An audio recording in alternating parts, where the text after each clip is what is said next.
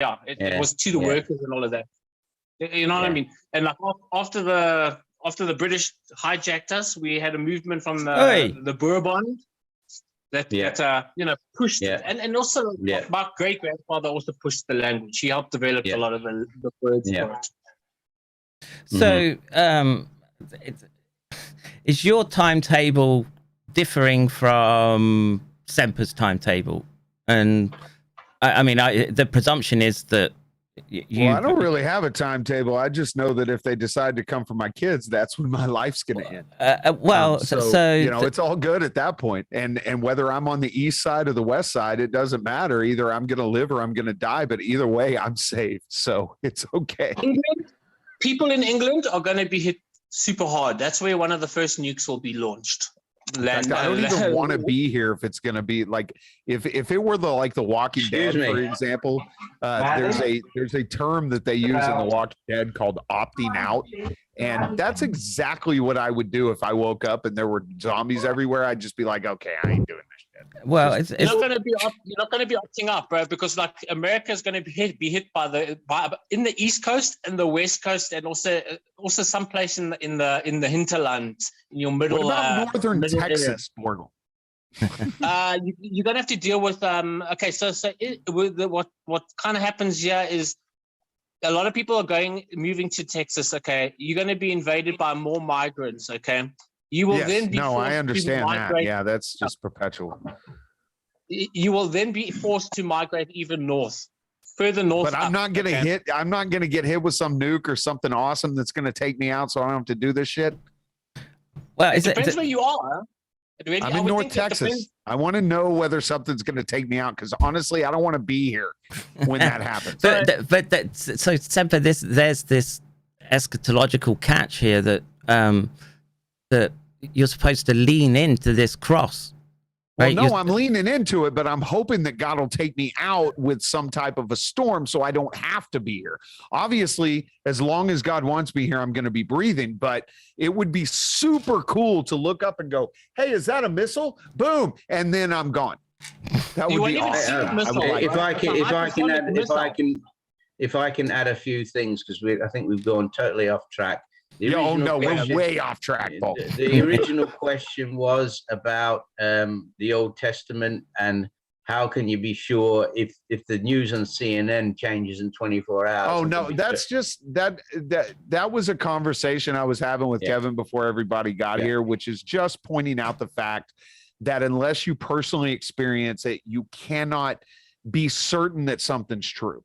And the reality is that's the case. That's the same with everything. All our history might be, and that's why I pulled it to simulation theory, saying history might be a lie, and the fact is that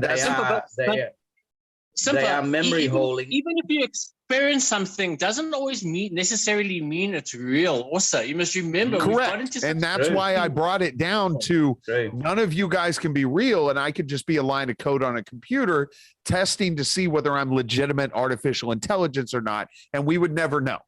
So I always like to start conversations saying, look, there is about, from what you have personally experienced in your life, getting out of the, like existential shit. Like I gave this example earlier. I have this cup, right? I know if I throw this cup up, it's going to come down. I understand how that works. I don't need to rely on Paul's opinion of how this is going to work. Now, whether it's buoyancy or gravity, I don't give a shit. The point is I can actually anticipate where this cup is going to come down when I throw it. The difference is I can't look at something that happened 2,000 years ago and say, I know it. Because, you hear a lot of people, they sit here and they bicker back and forth about largely inconsequential shit. Like, for example, whether the earth is round or the earth is flat. Who gives a shit? Just understand that it could be either, and you will never fucking know. And then once you understand that, you will be able to look at somebody who says, no, it absolutely is, and here's why. And you look at them and go, well, clearly you don't realize that you can't possibly know what you're saying. Well, in these instances, we can defer to. We need a starting point, because if you've got I mean, I could, maybe I'm the only real person here, and you're all figments of my imagination. But you need a starting point, because if you could be a crazy person in a padded room. Well, that's it. But the point being is you need a starting point, because otherwise nothing can be. Yeah. So I want to. So I'm not saying don't believe anything. What I'm saying is look at what you're seeing and apply logic and reason. I'll go back to my Old Testament thing. It could all be untrue. But if you've got archaeological evidence, so this is what I want to point to. It makes it more. It makes it more viable than other options. Is that a fair statement? I would say that there has to be some objective ground state that we can agree exists, right? So this is what Paul is saying. In order to explore the avenues of this conversation, so you've got 4 different approaches here. So I don't know, scientist, but I defer to the fact that there's a consciousness, a bigger consciousness than me, and that's about as much as I can tell, and it's wrapped in the cultural cloth that I'm cut from, and I recognize that. So where's the there has to be congruency between each viewpoint. Because if one isn't valid, it will deviate away from this ground reality. So, and I think okay, let's use flat Earth as an example. Okay, I think that there's measurements that can be done just standing on the ground with respect to geometry that would show you that there's a curve that that is predicted and can be observed. And everything that I've looked at would indicate that that's the case. I haven't found a flat Earth argument that's a knockdown argument for myself, in light of the precision of instrumentation that we've managed to pull together.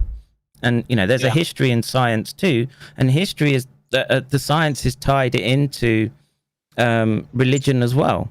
The philosophers and thinkers came from these religious schools of thought.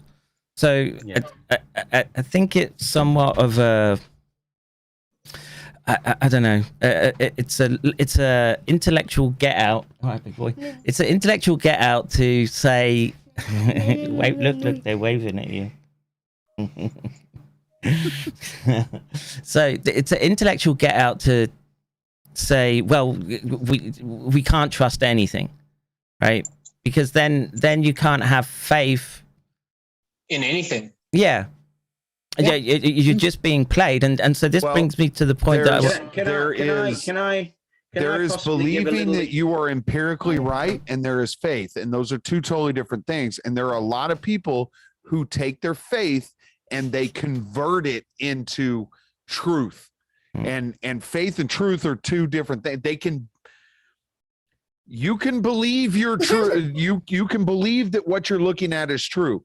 You can have faith in a God that you believe is true, but that doesn't actually mean it's legitimately true. And that's the only distinction I'm making, because I've spent and again, I'm a practical application preacher. I'm not, I don't go huge into eschatology, ethetology,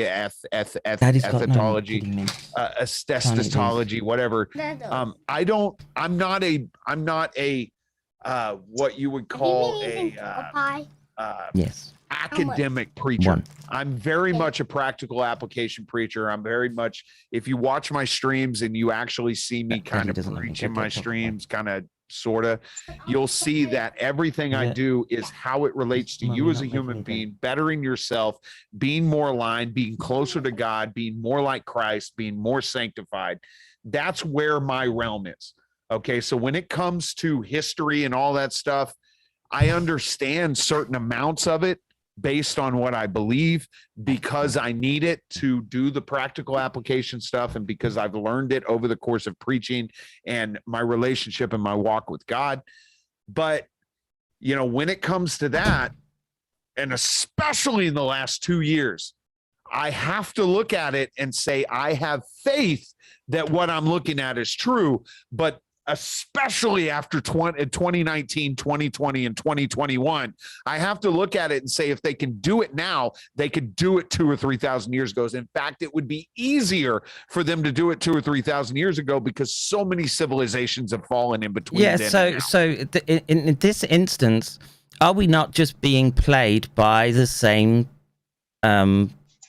network, for want of a better word? No, I think it's the exact same network. I think it's the enemy. Can I give the same person that was in the garden talking us into being our own God?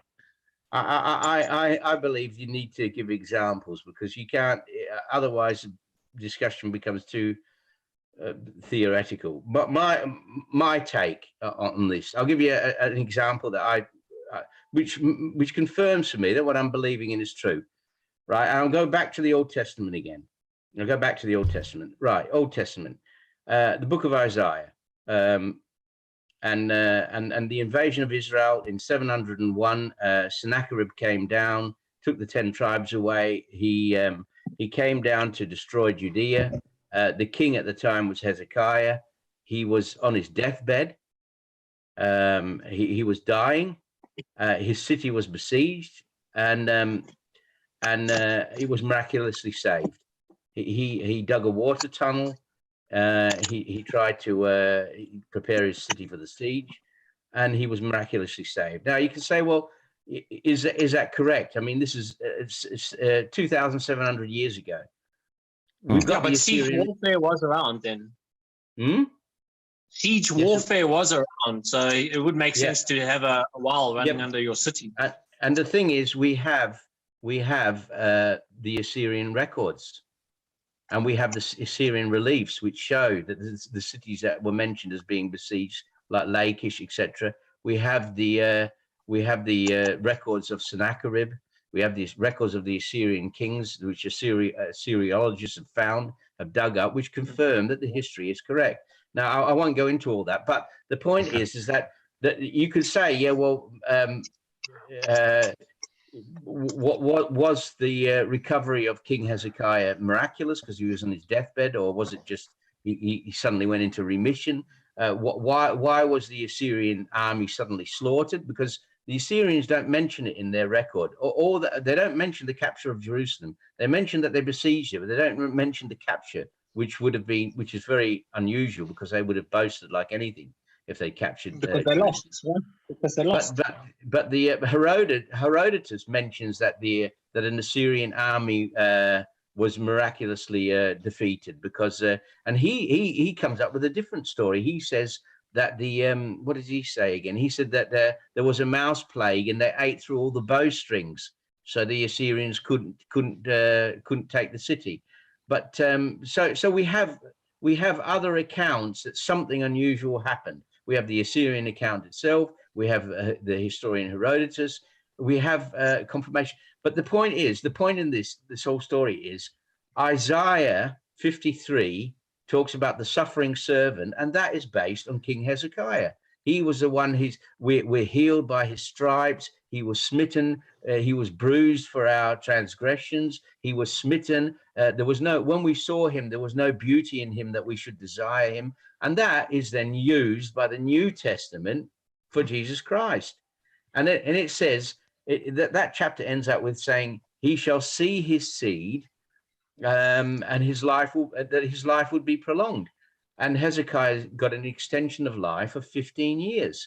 So he was on his deathbed. He was despised because there were people within Jerusalem that wanted to make peace with Sennacherib. They stabbed him in the back. They thought he was dead anyway. He was lying on his deathbed. They were traitors.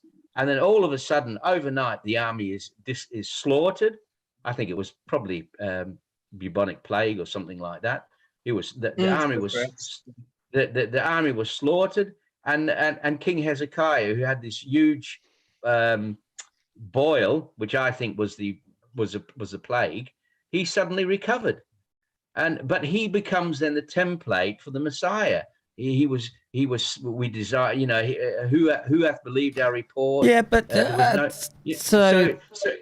I want to say that from my limited reading, that there's you can go back to Babylonian texts and find archetypes of the same characters coming, and the son of a virgin, and all this kind of repetition of, I don't know, it's archetype. I don't like it's such a dismissive way of describing this. You're right, because he is the Emmanuel of Isaiah 7, the Emmanuel, God with us, the promise that a child would, ask for a sign in the heavens above and the earth beneath, Isaiah 7, and the sign that was given was Emmanuel, God with us. And that was King Hezekiah. He was that type. He's lying on his deathbed, he's raised, the nation is delivered, blah, blah, blah.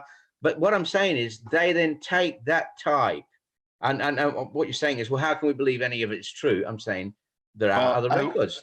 There's a Syrian record showing that something did happen. Something unusual did happen. That can be historically proven. And then what happens is the New Testament takes that typology, takes that archetype, if you want to use it. The New Testament uses that, takes that, and says that was predictive of Christ, that he would deliver the nation, that he would suffer, that he would suffer for the sins of the nation, as it were. But don't you see the issue with it being after the fact? You know what I mean? Because it's easy for the Old Testament's written, then comes the New Testament, or some of the books of the New Testament, and then it's written completely after the fact when they were already aware of the latter. I agree. And that's not the only type. All the types in the Old Testament all the archetypes point towards this messianic event. But the point is, the Jews rejected it. That should tell you something, because they didn't we need a Jew here. Is there a Jew in the crowd? Where's Control when you need him? They didn't want a suffering Messiah. They didn't want a suffering Messiah. They want a conqueror Messiah. So exactly. So they rejected it, even though their scriptures in type and prophecy it says the same thing over and over again. I've got a steel man. The other side here is just that they would disagree that that's the correct interpretation of their Torah, right? Yeah. Of course they will. So they'll argue that black is white. Yeah, look, man, I've had enough interactions with Jews to last me a lifetime. But they will argue that. They will argue that, but they won't answer. I mean, heck. Well, and from an apologetic standpoint, I actually agree with you, because I think there is more evidence for the biblical justification of a Christian God in regard to our history from multiple sources. And some of the sources were, in regard to, the people who were against Jesus were, there are texts that were mentioning him by name, that there is this guy, Jesus, that's out there that's saying he's the Son of God, and so on and so forth. So from what I believe, from an apologetic standpoint, I actually agree with you, Paul, in the sense of that. My point is that we have a tendency to get very, very riveted on the minute details of something that we can't even prove is true. So there is what I believe, and then there is what is fact. And when you're looking at what is fact, it's only what you have experienced. Otherwise, you're taking the word of someone else. So I do believe when you have Pontius Pilate, who the Romans themselves wrote about Jesus, that to me, from an apologetic standpoint, gives more of a possibility of it being true when you have multiple sources, and some of the sources were against Jesus. So from an apologetic standpoint, I'll say that I absolutely agree with what you're saying, Paul. But my problem is, well, not really a problem, but what I like to drive home to people is there is about 95% of your world that you think you know is true that you heard from someone else, or from somewhere else. True, but that all comes down to whether you've heard it from God or not, and that's exactly, and it comes down to faith. Okay, I agree, and I also agree that the New Testament has taken the Old Testament and has. I mean, the New Testament is completely saturated with the Old Testament, especially the Apocalypse. Yeah, especially the Apocalypse. And I'll tell you, even on the cross, Jesus recited Psalm 22. That can be shown that he actually recited Psalm 22 as if to say, "I'm fulfilling Psalm 22," which he was. Now you can say, "Well, that's after the fact." That's after the fact because he knew that psalm, obviously, and he recited it on the cross. So, that was after the fact. Fair enough. But he says himself, in the volume of the book, it is written of me. So he's taken the Old Testament and all the, what you call the archetypes, the examples, apologies, and applied it to himself. And you could say, well, that's all done after the fact. Yeah, it is. But the question is, what is the truth to this? What truth is there in all these types that point in one direction, and point to the fact that the Messiah would be rejected by his own people? It clearly points. Was he really of those people? Has anyone ever read the book called The Scythian, the study notes of Jesus, the historical Jesus? You see, I always have, because the ideas he brings in the New Testament kind of they match Zoroastrianism. You know what I mean? They really do match Zoroastrianism. So, yeah, I was talking about this earlier. That how can we didn't have a concept of hell, of sin, the proper sin. You know what I mean? To them, certain things weren't that formed in a sense. Zoroastrianism is a form of dualism, isn't it? It really is dualism. And if you listen to the teachings of Jesus, they are completely based on the Old Testament. Even the Sermon on the Mount, it's all based on the Old Testament. I can, clearly do an exposition on everything he said and lead it straight back to the Old Testament. And so if I was Jewish, I would just say, well, Shabbat Shalom, we're right. You're wrong. If that's exactly, yeah. If that's the way that it's so simple to do. What do you mean? Don't you find it odd that the Jews are now going messianic in a sense, and Chabad is trying to get many as possible Orthodox Jews into that line of thinking? Doesn't anyone find that a little bit odd? Because I think Christopher Bjerkens makes some very good points concerning that. No, I don't think it's odd, because that's exactly what I would expect in the end time.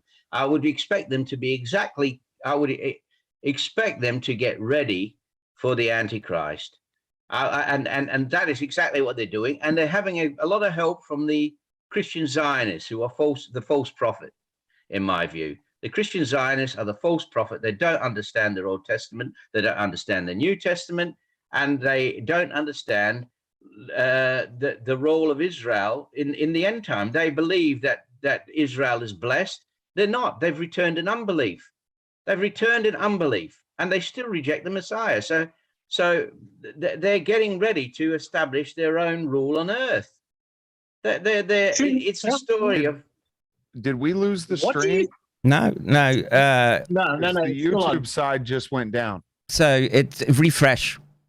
It should come back. What do you guys think of Amos 5? Amos 5 to me is one of the most. It just says who the Jews are to me. Amos 5. As in. By it shows you war. No. I'll read it for you. Technically, God curses Israel. Okay, He curses Israel.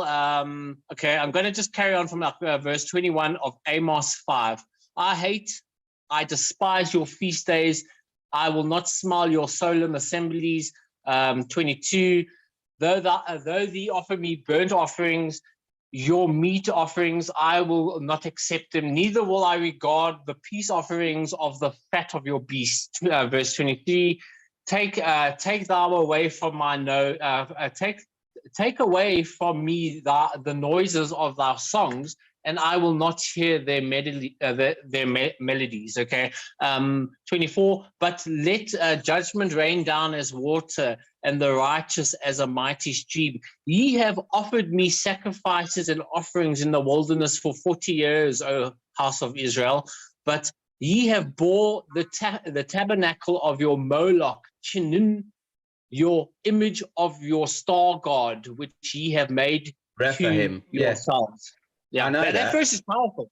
That's powerful because that goes and shows that the Jews always believed in this Yahweh. And if you go look at some like academic writing, Yahweh technically early Israel worshipped bulls. They worshipped the bull.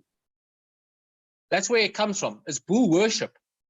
And this is where you can also get lunar, it goes into lunar when you go look at like Islam with the horns, the horns of the bull. I'm afraid I'd have to disagree with you there, because that you quoted from Amos, I'm quite familiar with that. The star Rephaim, etc.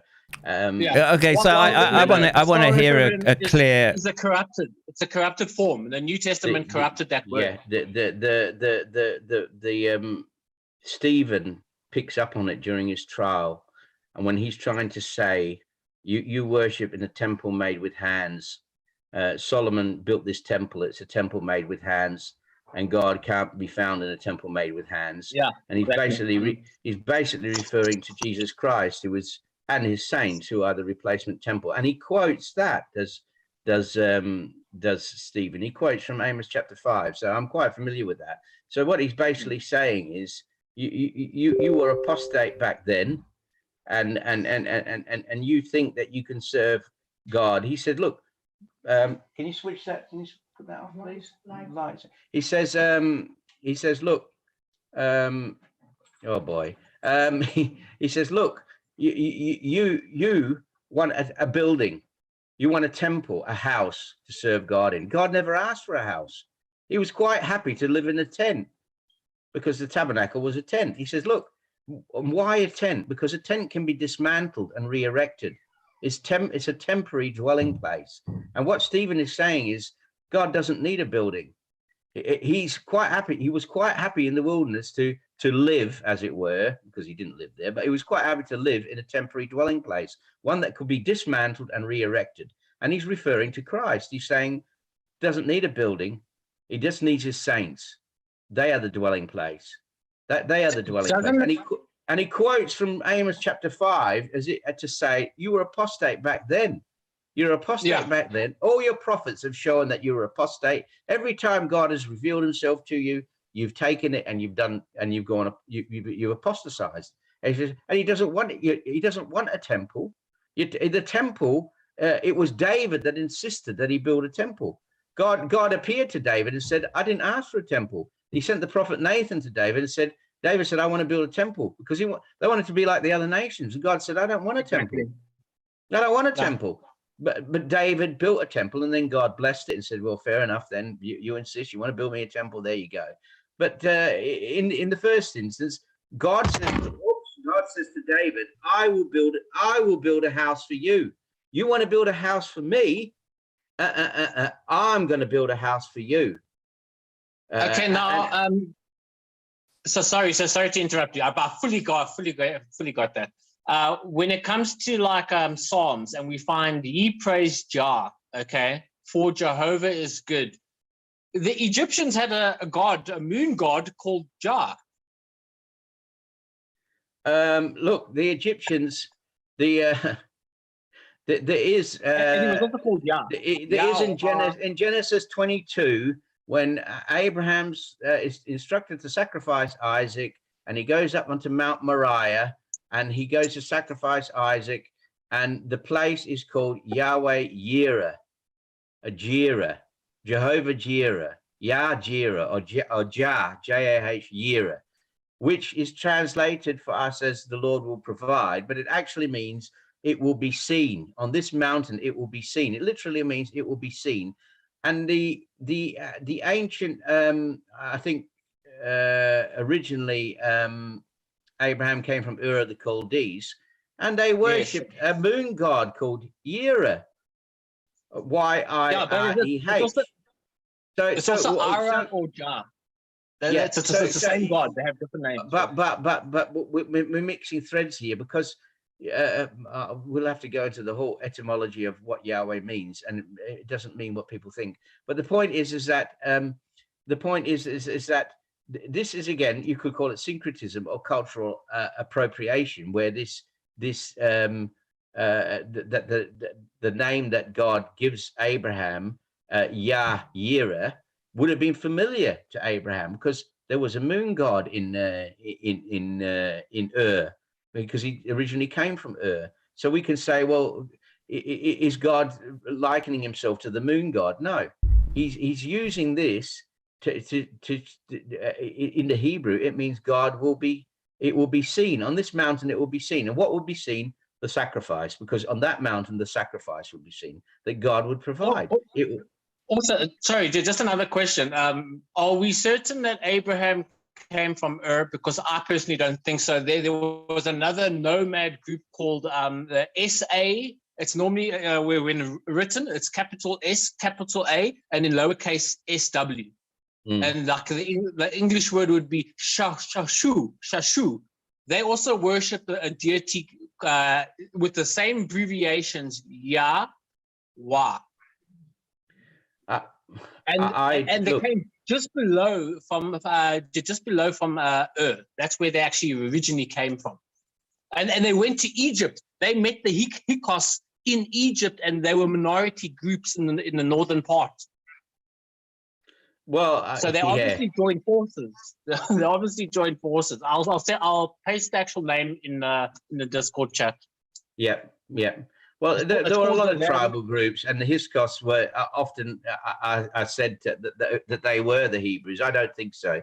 I really don't. But you see, when it gets into names, it gets complicated, because Abraham, his name was Abram, A-B-R-A-M, and then he was renamed Abraham, and his wife Sarai was renamed Sarah.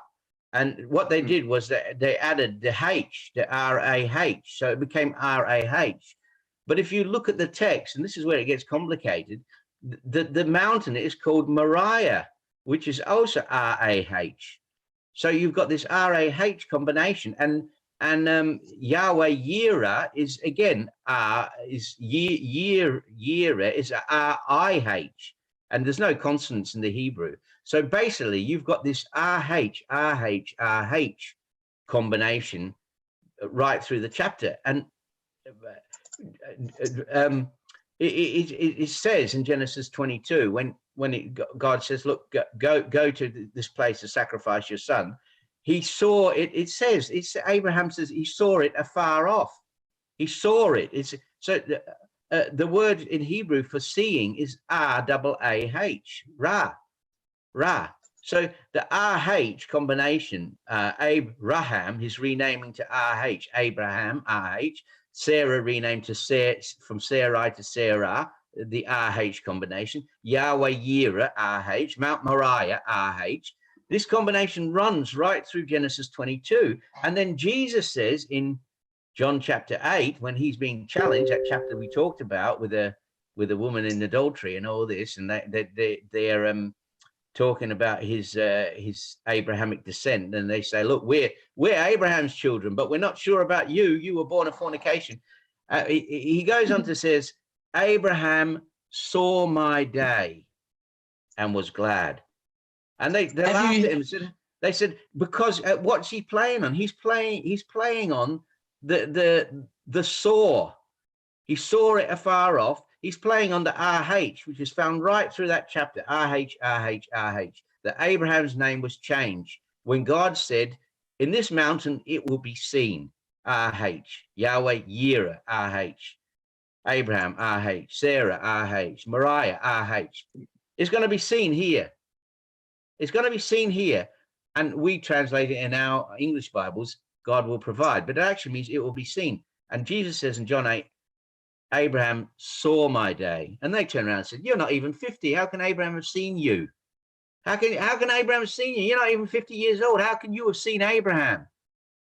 How's that possible? And he said, before Abraham was, I am, which is the name of the revelation of God and the bush given to Moses. I am. Ego emai in the Greek. So have you? This goes down the same logical trap of, well, they know this scripture, they know this text, and you can have, look, Semper could get a few more beers in him and start saying, with that beard now. They reject all of that. They reject all of that. They reject all of that. Look, it's very interesting because that whole chapter is about Jesus being born of fornication. They're saying you're not legitimate. You're not even a legitimate Jew. They say we know we're Jews. We're Abraham's descendants, but we've heard about your mother being pregnant, blah, blah, blah, blah. We're not even sure that you're a Jew. For all we know, you're a goy. And later on in the same chapter, they call him a Samaritan.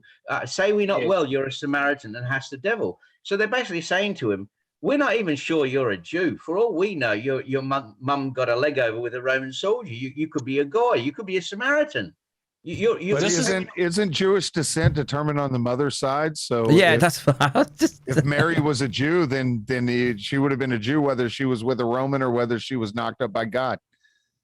Well, she was a Jew, but you're trying to say his parentage would go through the matrilineage. Yeah, I'm talking about the parenting that I hear from today, which is the only thing I can know for certain. That's only today, yeah. Yeah, I circled it all the way back, Paul. But they're trying. Look. Jesus answered. Let me just finish the story. Jesus answered because he goes right back to the Abrahamic narrative, and he says, "Look, the son abides in the house forever, but the servant is sent away." And he's talking about Abraham, who had two children, and one was Ishmael and one was Isaac. And we know that the Muslims say that Ishmael was the firstborn, which he was. And so the Muslim people say, well, we are the chosen people because Ishmael was the firstborn and Isaac was the second, which is true. So they say we're correct in saying that, we're the chosen people because we come from Ishmael. And the point is that the Jews arguing in John 8 about his parentage and his lineage, Jesus mentions this. He says, look, the son remains in the house forever, but the son of the bondservant is sent away. Because what Sarah said was, I want you to, because Ishmael was born from Hagar. She was an Egyptian concubine. And Sarah says, I want you to, because they've been mocking in the camp that the little boy had obviously been set up by his mum to make fun of Isaac. And Sarah got fed up with this and said, I want you to send this woman away with her child. I don't want them in the camp anymore. I want you to send her and her son away. I don't want them anymore. And the question is what were they mocking? What was he mocking? And if you know your Genesis story, you know full well what was happening, because in Genesis chapter 20, Sarah was in Abimelech's harem. Abimelech had taken Sarah into his harem, and it says that the harem had been plagued. None of the women could get pregnant. None of the women, they were all infertile, blah, blah, blah. She was in Abimelech's harem. And the very next chapter 21, it says that Sarah's pregnant. The very next verse, the first verse of chapter 21, it says that she was with child. So what Ishmael was saying, and he was set up for his mum, he was set up to say to Isaac, you're a bastard. Abraham's not your father. Your father's Abimelech. Your mum got pregnant in the harem of Abimelech. He took your mother into his harem, and before he released her, she got pregnant. You're not even Abraham's son. And therefore, this is why the narrative in John 8 is so appropriate to what's happening to Jesus when they're saying, you're not Abraham's son. You're just your parentage is suspect. It's very suspect. And he's saying, look, the son stays in the house forever, but the son of the bondservant gets sent away. And they said, we're not in bondage. We've never been in bondage. We're not in bondage to any man, which was ridiculous, because at the time they were under Roman occupation and they'd come out of bondage because, if you believe the story of the Exodus, they were servants in Egypt. And Jesus is saying, you're bond servants, you're servants to sin and death.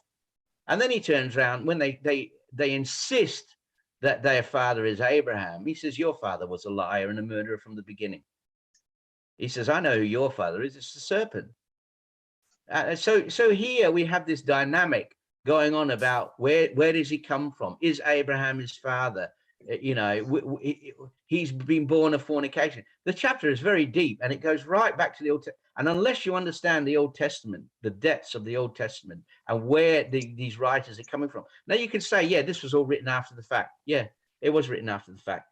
But the Jews say the same thing now. They say in the Talmud, they say the same thing. He's not even a Jew. He's not of Abrahamic descent. He's a Gentile. His father was a Roman soldier. They've even got the name of the Roman soldier, apparently, who is his father. Wow, they got the name, huh?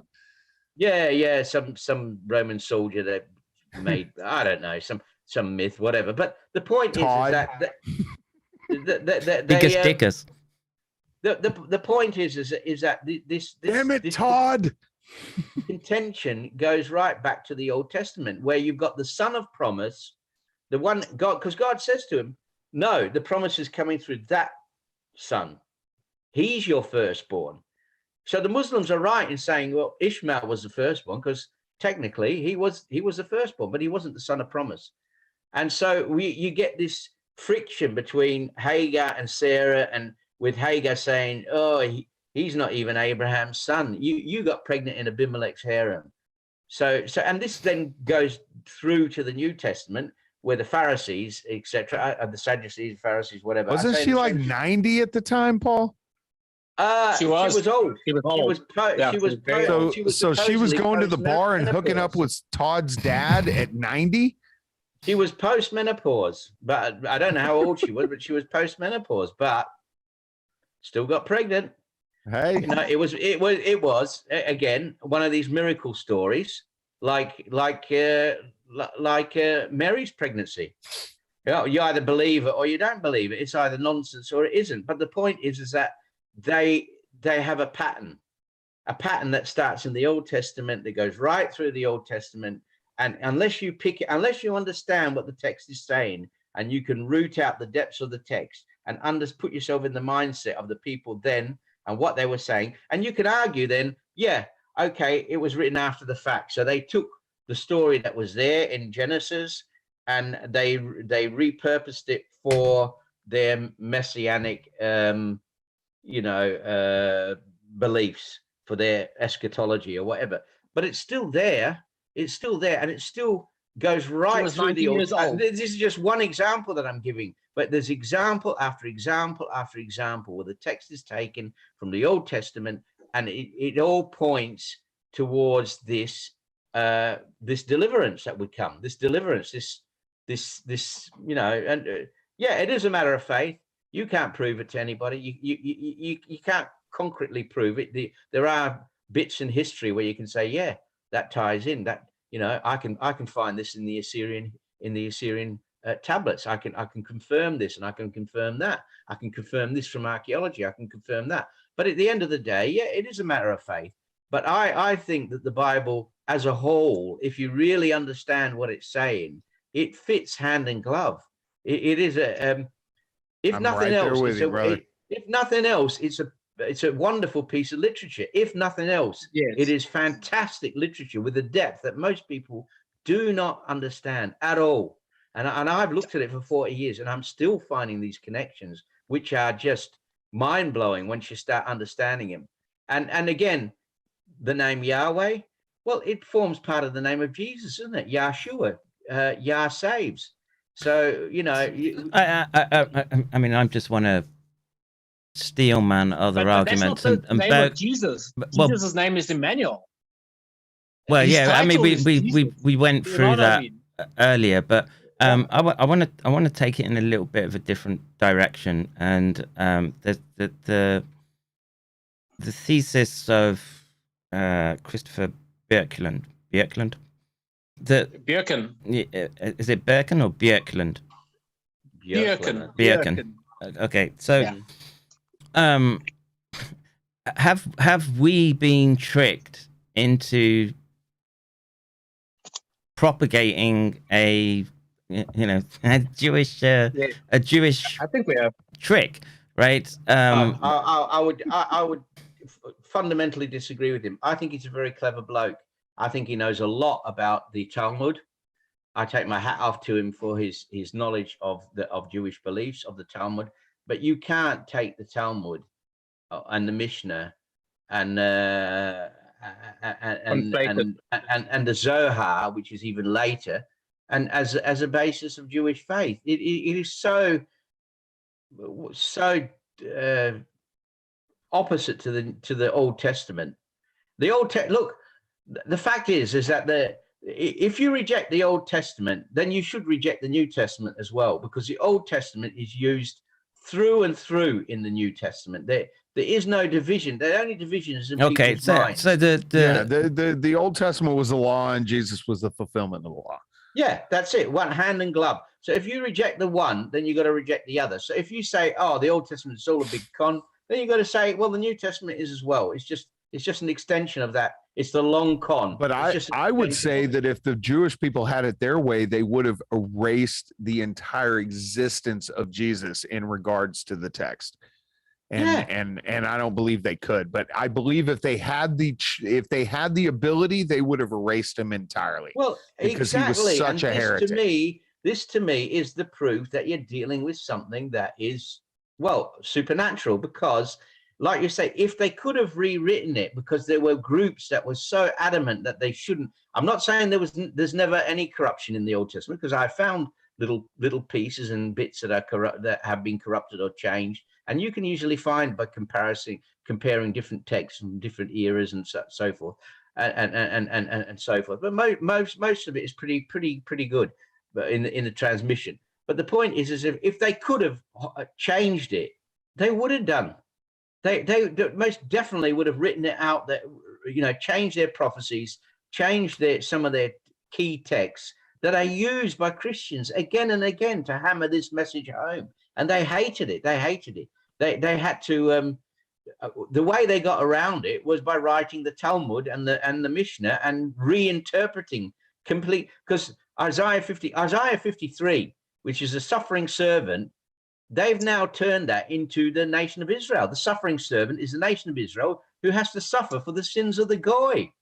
That's the Holocaust. No, I'm not joking. They will take. It's our fault, Paul. No, so what they do is they take Isaiah 53, which is in the original context of Isaiah 53 is King Hezekiah, and you look at Isaiah 38, 39, so forth. It's about the invasion of Sennacherib. It's about Hezekiah lying on his deathbed, and at the same time where the city is besieged. And then you get this Isaiah 53 where it talks about Hezekiah, that he's despised, he's rejected, he's dying. He's got no look. Do you know what the key is about Isaiah 53? He's about to die, and he's got no son. So he's lying on his deathbed, weeping and saying, "I've done all the right bloody things, and my nation, my city is surrounded. I restored the temple. I did everything. I did all the right things. My city is surrounded. I've got no son to carry on my lineage, and I'm dying." He's weeping. What have I done wrong? And the thing is, he's despised and rejected. The nation is looking at him and saying, "Look at you. You serve God. Where did it get you? Where did it get you? You're dying, and you haven't even got a son." And he's lying on his deathbed saying, "You made a covenant with my forefather David. You made a covenant with my ancestors, saying, this covenant in perpetuity. and my lineage is about to die. You know, I don't think the Jews ever realized when it comes to the temple that it was talking about the body of Christ and not a physical. Well, this is it. But they take Isaiah 53 and they reinterpret it because they have to reinterpret it. And Well, what they say is, can't they just turn around and say, well, this was our text? Yeah, but they say Isaiah 53 is talking about the nation of Israel, and we are the suffering servant. Collectively, it's collectively talking about the nation of Israel, and we are suffering. God is punishing us for the sins of the goy. My bad. And My we bad. suffered in the Holocaust. We suffered in the Holocaust. Oops. Yeah, but seriously, I've seen that interpretation, and that's I have no doubt. My understanding is in the Talmud, he's burning in piss and shit, right? But they take it out of context because they don't want Isaiah 53 pointing to Christ. Isaiah 53 is quoted in the New Testament again and again. And they say, oh, rubbish. It's talking about the nation of Israel. You know. Yeah, So but there's again, I sort of, if someone came and told me, wait, that's not your family history, right? We're taking that for us because that works. The point is that Jesus was a Jew, right? He made some very big claims, and the Christians made some very big claims for him, but he wasn't a Gentile. He was a Jew, and if you can believe the story, he was a faithful Jew who kept the Jewish law. They couldn't fault him on the law. They tried to trip him up. They couldn't fault him on keeping the law. They couldn't find anything really to accuse him with. The only thing they could basically he went to trial for.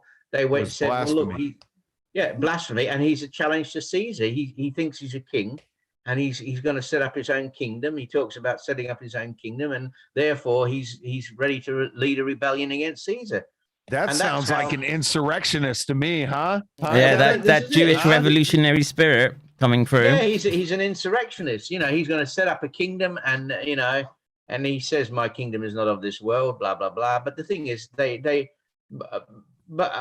just took Isaiah 53 as an example. But the whole Old Testament, there's multiple examples, and you can say, yeah, well, it's just coincidence. Did he take an unguided tour through the Roman Colosseum? No, I haven't been. I'd love to. January 6th, unguided tour. Insurrectionist. All right. Sorry, you're not getting my humor. It hurts me, Paul. It's 4:30. It's almost 4:30 in the morning. They crucified him. That's also the issue. The Sanhedrin had the actual command to do that. You know what I mean? And the narrative, you must listen to a little bit more Bjerkens, because he does lay the fact upon that. It's look how the West, being Rome and other Goyim nations, actually adopted this book. And then we go and we get rid of all our forefathers' traditions. And the Bible even tells us we must not keep man's traditions. Yet, when we look at our biblical tradition, there's a contradiction. It's massive contradictions throughout certain things. Has anyone read the book Jesus the Egyptian, The Origins of Christianity? No. No. Not me. I've heard that God is an Edomite God. I didn't realize Jesus was an Egyptian. But at the end of the day, the people of Israel, the tribe of Ephraim, was Egyptian. It came out of Egypt. It came out of the land of the dead. It came out of Egypt. They had a connection with, Egypt was a death cult, wasn't it? Let's be honest. Egypt was a death cult. That's what all the pyramids were. Was it? Because, I'm sort of, I'm partial. The pyramids were all about the afterlife, weren't they? Well, reincarnation. But the Jews also believe in reincarnation. Yeah. The Jews have got a right mixed bag of what they believe. That if you look at what they believe now, it's a bit of a mixed bag, I think. So, what do you think of Menthos, the Egyptian historian, where he with his fragments of Egypt as the Jews? We lost you for a few seconds there, Burgle. Mythos, the Egyptian historian, he technically links the Hyksos to the Jews in his yeah. I'll share the link. Interesting. It's yeah. in the Interesting. It's in the live stream. Yeah, you know what I mean. I think that's a lot more because when you go look at like Josephus, okay, I'm butchering his name a bit. Josephus. He came from he came from the wealthy. He was a wealthy Jew, okay. And when we go look at the Roman court had a section, a Jewish ghetto in Rome, okay. This is even before Jesus was born. They had a Jewish ghetto there. So you go look at his whole narrative. Mandy, and saw her out. You know, you go look at his whole narrative, and some of it is a little bit skewed in certain aspects. You know what I mean? It's and plus he to think about this. I go create this myth, okay? And it's not that my nation must take it on now. I send it out to the other nations surrounding me.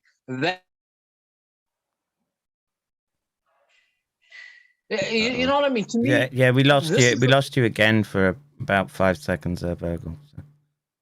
I'm not. So I don't know what I mean, there's I want to sort of dig a little bit into this Björken's idea that we're being played right now, because there's an element in my mind, despite my belief in the divine. Oh, thank you. Are we just playing their game all the time, that they're milking us for I don't know, naivety, a degree of naivety, that we would drop all our traditions, yes, European, and what? So we allow in a group that is continuously subversive. We give them the reins to money lending, that they just luck out with that, do they? And we just that's called sin there, Chief. You know, spending money you don't have and trusting other people to give that to you, it's the god of money. You know, I did a stream a little while ago where I talked about you know, how we and it was in response to kind of what I'm going through right now in regards to the potential of me losing my job. And I've watched person after person after person just kind of give in against what they believe because they're worried about not having money. And the reason they do that is because, again, they're not liquid. They have to pay their mortgage. They have to pay their car payments and stuff like that. And that was kind of my point in regards to you know, with the way that people have a certain set of beliefs, but they're willing to, you know, sacrifice those beliefs and basically burn them to bail. And that's what I used in my stream. I was like, you know, they can take away your kids. Well, then you're giving up what you believe to bail. That's why God said you have to be willing to hate your mother and father if you're going to follow me, because there may be a time where you're at odds with your parents in regards to your faith in Christ. And are you going to go with your parents because you're respecting them? Or are you going to be willing to be at complete odds with your parents and follow Christ? Are you willing to give up your ability to pay your bills to follow Christ? And that's coming, you know, and I think we're looking, and that's why I call this whole pandemic thing a precursor to the mark, because we're in a position to where we're in the process of learned helplessness. We're in the process of us looking at it and saying, okay, when we have a choice, when we're put in a position to choose between what we believe and this world, are we going to sacrifice what we believe for money, for our family, for being able to travel? Or And that's easy mode. When we get to the next level, when they're yanking our fingernails off with pliers, are we going to give up God? Are we going to give into this? How much is your life worth? How much is pain worth? How much is your family worth? How much? And you have to be able to give that all up for God. At least that's biblically what it says. Doesn't the Bible also say you must respect your mother and father? Yes, Doesn't it also but that's say Old Testament, and Christ Christ fulfilled the covenant.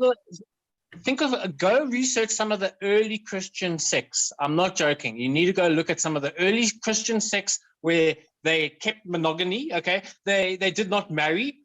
They were technically going to die out if they kept that manner. And the Roman Catholic Church continued it, but they still said, okay, for the higher echelon, we will go this monastic route. For the general lay people, they are allowed to, have sex and all of that and carry on their progeny. You know what I mean? To me, some of the Bible is so against us. It's if I had to go follow it to the T, if my hand offends me, I should cut it off. If my eye offends me, I should poke it out. And then there's so Borgle, there's literal and there's metaphorical, and Jesus dealt a lot with that. Now you can say he meant literal, and you know what? You might be right. But here's the way that I go. I look at it because, again, I'm an informaticist in the medical field. I'm a data analyst. Everything about my entire world is logic and reason. And so when I look at biblical principles, I look at logic.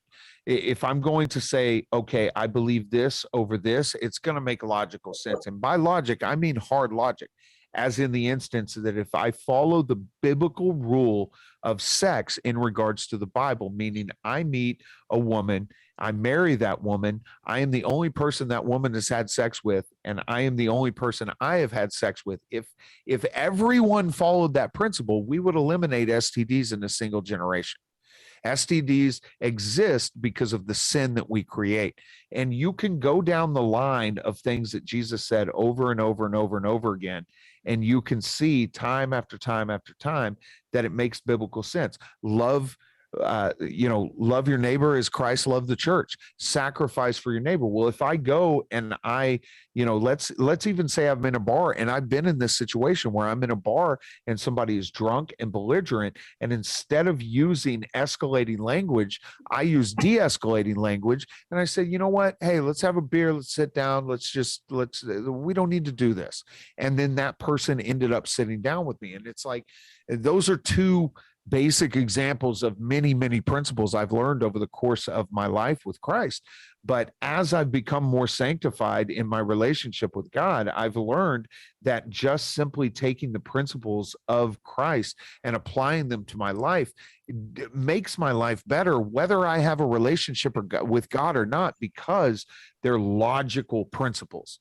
And so, when it talks about cutting your hand off or gouging your eye out lest you can sin, better, having a beam in your eye when you're trying to pull a splinter out of somebody else's, none of that, it doesn't make any logical sense unless you look at it from a metaphorical standpoint, because yes, if my eyes looking at porn or something like that causes me to sin, then yes, for the sake of my soul, it would be better for me to gouge out my eyes. Am I cheating on my wife if I jerk off to porn? Am I? Because honestly, in my head, I'm having sex with that person. So if I lust after a woman, then yes, I've committed adultery. But that doesn't mean that I actually. Not if your wife is the porn star. I just want to get back. I want to get back to Kevin's question there for a minute, because I think we've got on a sidetrack, and I think it's a valid question. In saying just so you know, it's 4:30 in the morning over here, so I'm probably going to have to go to sleep. But I will listen to your question and listen to his answer. Sorry, I just want to interrupt. There's a great hornet versus spider fight happening outside, so excuse me. I'm going to watch that. Hornet versus spider. I put money on the hornet. Put money on it. Well, it depends on which spider it is. Right. Rain spider. It's the rain spider. The big spider. Oh, well, see. Yeah. My money's on the spider. Yeah, Really? Depending on the strength of the web and the positioning of it, I will go with the spider. Yeah. Well, I reckon the Hornet will do it. No, if Sorry, I'm it's gonna in a web, disconnect. I wanna record this not a back chance. Not a Well, chance. go record it. Don't not record it on our account. Yeah, but You can always come back in, he's on the phone anyway. You can just walk out there with the phone. So right? I took a picture of a massive spider that I saw the other day and promptly killed. rightly so, sir. Let's defend the the shadow. But yeah, the question is, because Are we being played? yeah, and there's an element right now that just I see too many people making bank. I see too many. But what you Before don't you go, understand- Paul, let me give one sentence. Yeah. Honestly, Kevin, I don't believe we're being played in regards to Christ. Period. No, we're not. Yeah, I can agree. say there's a possibility we're being played. Oh yeah, and but there is a I'm not possibility talking we're about played. Christ. But I don't believe for a second that we're being played in regards to Christ. I'm talking about the way events are being spun globally right now. Yeah, of to me, course. Can I? Of course, we're being yeah, played. we What are. the We are hell? being played. We are being played. Can I add to it? How I see it is, the early church was subverted and penetrated. How do we know that? Because the New Testament tells us. The Apostle Paul tells us false brethren have crept in unawares. So that it was a strategy. A fifth column was put into the early church. This is the first century church, very early, because what happened was through the work of people like the Apostle Paul, a lot of Gentiles were converting. A lot of Gentiles. The church was becoming more and more Gentile rather than Jewish. And the Gentiles that were coming into the church were looking to the Jews because the Jews had an advantage. You see, what you've got to understand is before the New Testament, before the arrival of Christ on the scene, there were a lot of Gentiles who would go to the synagogue. They were called proselytes of the gate. They would attend synagogue because they were interested in the Jewish religion. It was so different to the Roman, to see a monotheistic religion that was based on history and on the because it was based on the history of the Jewish people and certain promises that were made to them, and there were it was very attractive to a lot of Gentiles. So even before. Sorry, I didn't hear anything. But, yeah, it was maybe Burgle in the background, but this still falls into, well, okay, we've adopted their culture and their religion, that they're able to keep using it, and so you've got to put it in this bigger picture.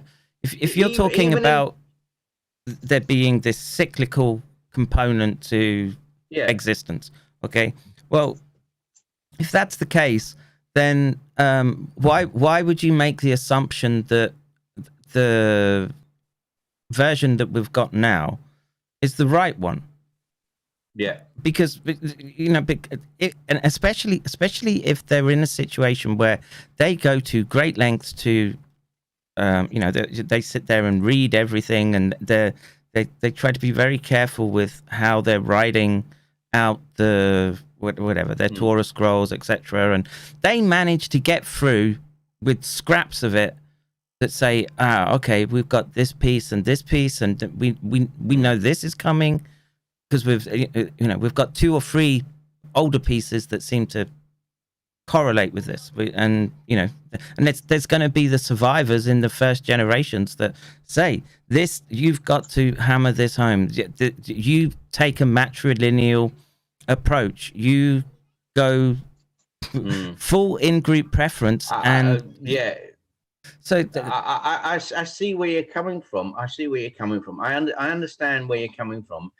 And what I'm trying to say is, because you're saying, are we being played? And is it basically a survival manual based on knowledge that previous knowledge they already had, and they've basically turned it into a religious survival manual, as it were. Which is the link that you sent me the other day, Kevin. McDonald's survival. Yeah. This is But the thing is, the reason they've got the reason. But it is a survival manual. Make no mistake, it's a survival manual. And so if you're taking into account that there's this. Did you watch the video? Yeah. And I tried to sort of find more. It was very interesting, isn't it? Yeah. Because it is a group evolutionary strategy. Yes. It's a group evolutionary strategy. Yeah. And the point is, the reason they've had to do it is because if you look at their history, they've been kicked out of every country they've been in. So they need a survival tactic. And their survival tactic is to subvert and to crawl the way up to the top. To the levers of power, and that's what they've done every time. Okay, even in the Old Testament. So when they're saying, we that's our land, and look, I've lived there, and it's very obvious that there's a Jewish footprint that's old, right? It's thousands of years old. It's there's no denying that aspect. No, there's no denying that argument. But and that's what, Kevin, that's what makes Christ such a that's what makes Christ such a symbol, if you want to call it that. But Christ is the great divider, man, because when you look at the Talmud, you look at the way that Jewish people they will respect him as a scholar, but that is as far as it will go. That is why him saying I am was so unbelievably important, because it was the great divider. It was the thing that that separated the Old Testament from the New Testament. The entire New Testament is it literally draws on certain aspects of the Old Testament, but that's what makes Jesus the divisive figure between the Old Testament and the New Testament.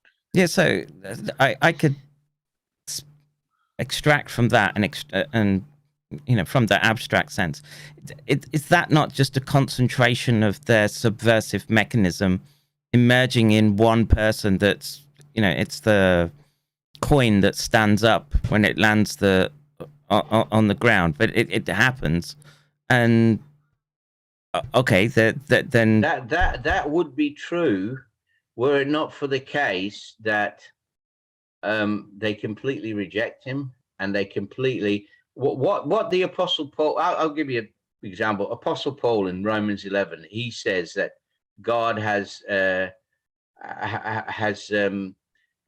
they become jealous. He's given the covenant to the Gentiles. Basically, they become jealous. Is to make them jealous, and so basically, because they saw themselves as the chosen people, the elite. Yeah, but again, I'm not a Jewish scholar, but they talk about the time of the Gentiles, the Edomites, that again would sort of, you could argue they're aware of this dynamic, right? So if there's a evolutionary strategy in their culture, it's embedded, right? And so this gets down to genetic memory, how much is passed on from generation to generation. Yeah. Look, it's an evolutionary strategy. It's there. It's undeniable. It's helped them survive hundreds of years. But the point is, put them into critical points at this moment in time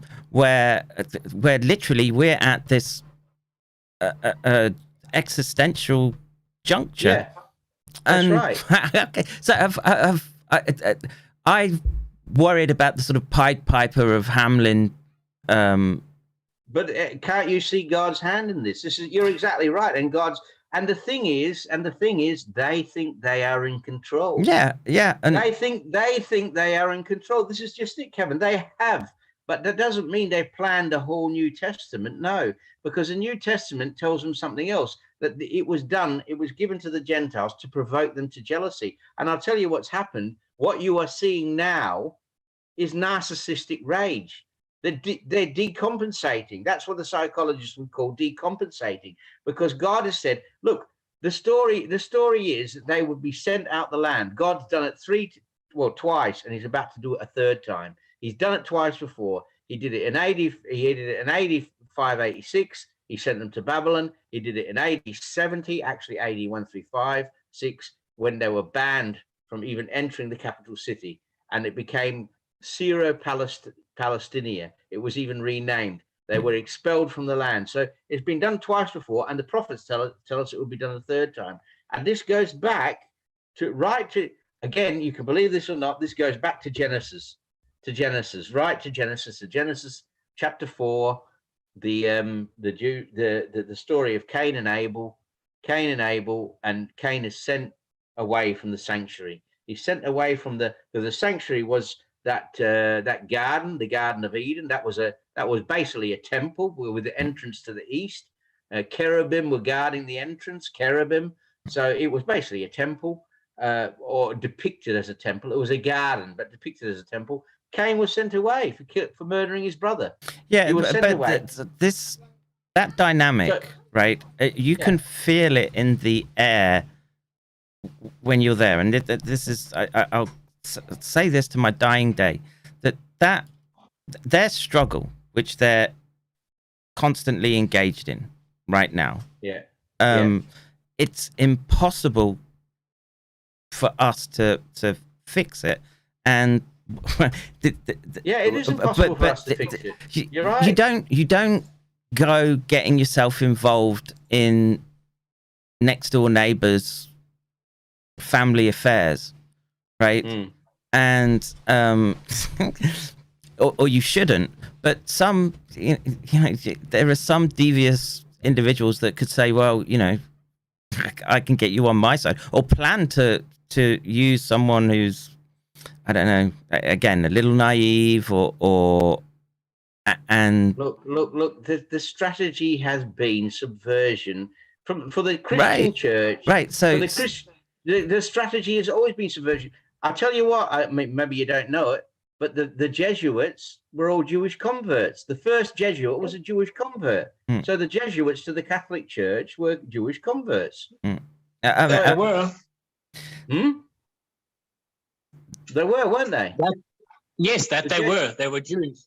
There are a lot of Jews, and the Jesuits also. So the Society of Jesus were the original founder was a Jew, a Jewish convert, and the people that originally joined it all were Jewish converts. So there you've got your Jesuits. So they've always been at the crux, at the very root of what I would say is subversion. Yeah. So this logically then says, well, where did it stop? Where did it stop? And I would look around today as a survival strategy. This is what they're doing as a survival strategy, because, as like I said, the Apostle Paul said, it's to provoke them to jealousy. And what happens is, when you provoke a narcissist, when you say to someone, you're going to rule the world and you're a very special boy, right? And then you say, you've really disappointed me now. I'm going to send you away into a far country. This is the Cain and Abel story. You killed your brother. You're going to be sent away. Do you know that the Cain and Abel story is the basis for the Day of Atonement and for the story of the scapegoat? One goat is slaughtered, the other goat is sent away from the sanctuary. It all ties in. One sent away, one is slaughtered. So Cain is sent away. The Jews were sent away. God said, the prophet Jeremiah said, you're going to be sent away. You're going into captivity. Your temple's going to be destroyed. God's displeased with how you behaved. Your temple's going, right, and you're going into captivity. And that's what happened. And then at AD 70 again, God says, look, I've sent, this was the story that Jesus tells, the parable. He says, look, a man had a vineyard and he built a wall around this vineyard, and he hired his vineyard out to tenants, and he sent his prophets to get the to bring in the harvest, to get the rent from his tenants for the vineyard, and they killed all the prophets.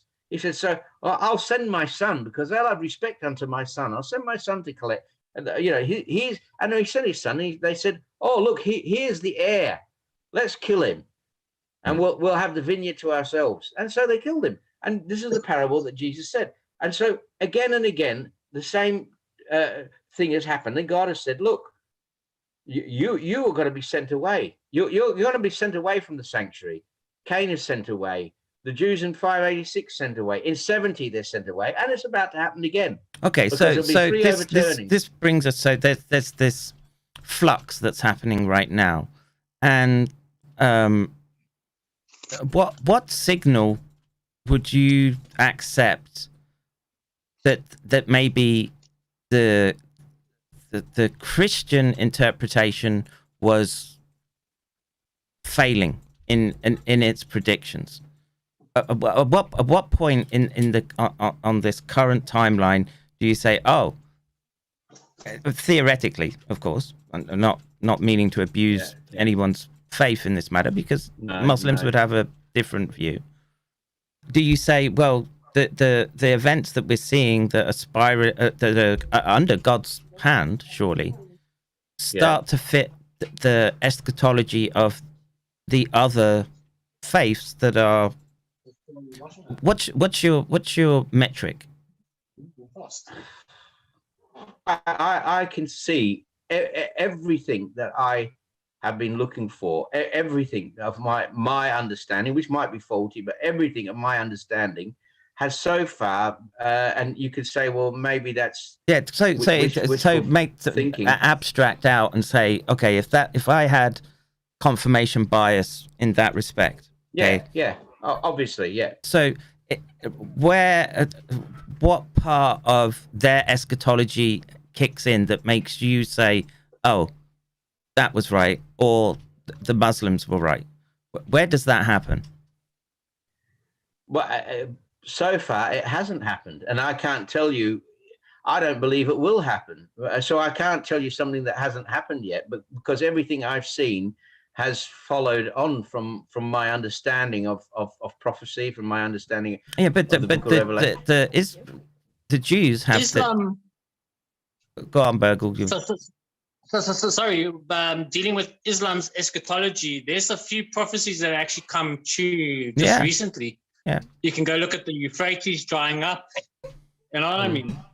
So that's happening right before our eyes. And but that's again Revelation 16. And it talks about the Euphrates. So that none of that is original. It either comes, the hadith come from either from rabbinic Judaism or they come from scripture, because the decreasing numbers of the UN. I'm just going to put that out. I'm familiar with that, actually. Just decreasing. I haven't heard of that before. Well, there's a group of countries that are connected to a united group of countries, and countries have been leaving the UN recently, left and right. Which specifically ones? Specifically Great Britain. That's the biggest of them all. Great Britain hasn't left the UN. Like 5 or 6. Well, and the US left them for about 5 minutes. But Britain hasn't left the UN. It's left Europe. It's still there. It's left Europe. Well, the EU. So yeah, but then which is it? Because I remember people telling me that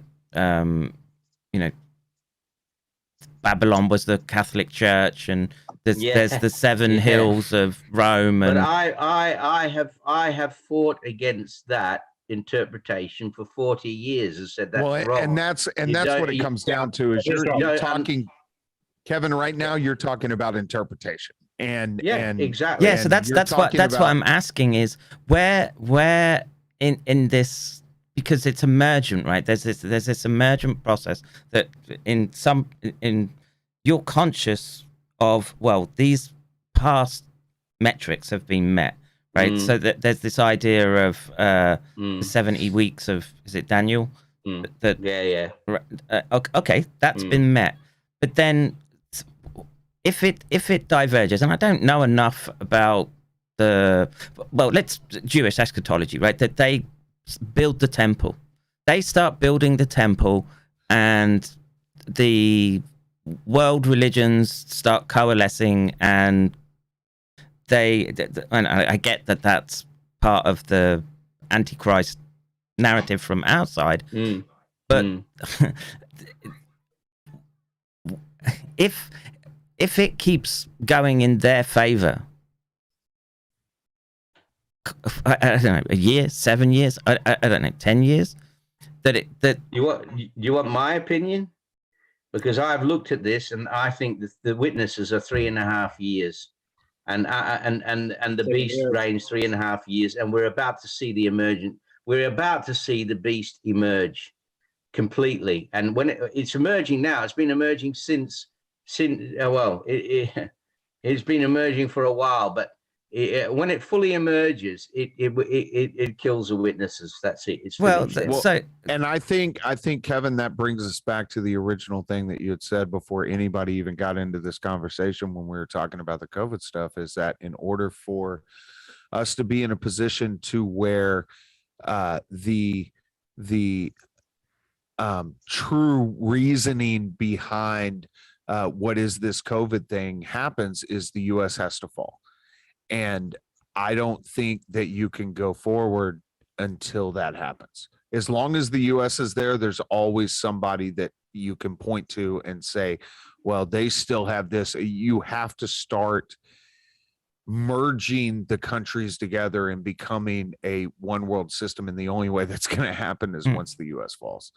And I would say that's going to be a while from now, but after the last 2 years, I don't believe that anymore. I think it's going to be faster than you think. I think it's going to be ridiculously fast after the last 2 years. I think you're going to see events go bang, bang, bang, bang, bang, bang, and people are just going to be so in shock.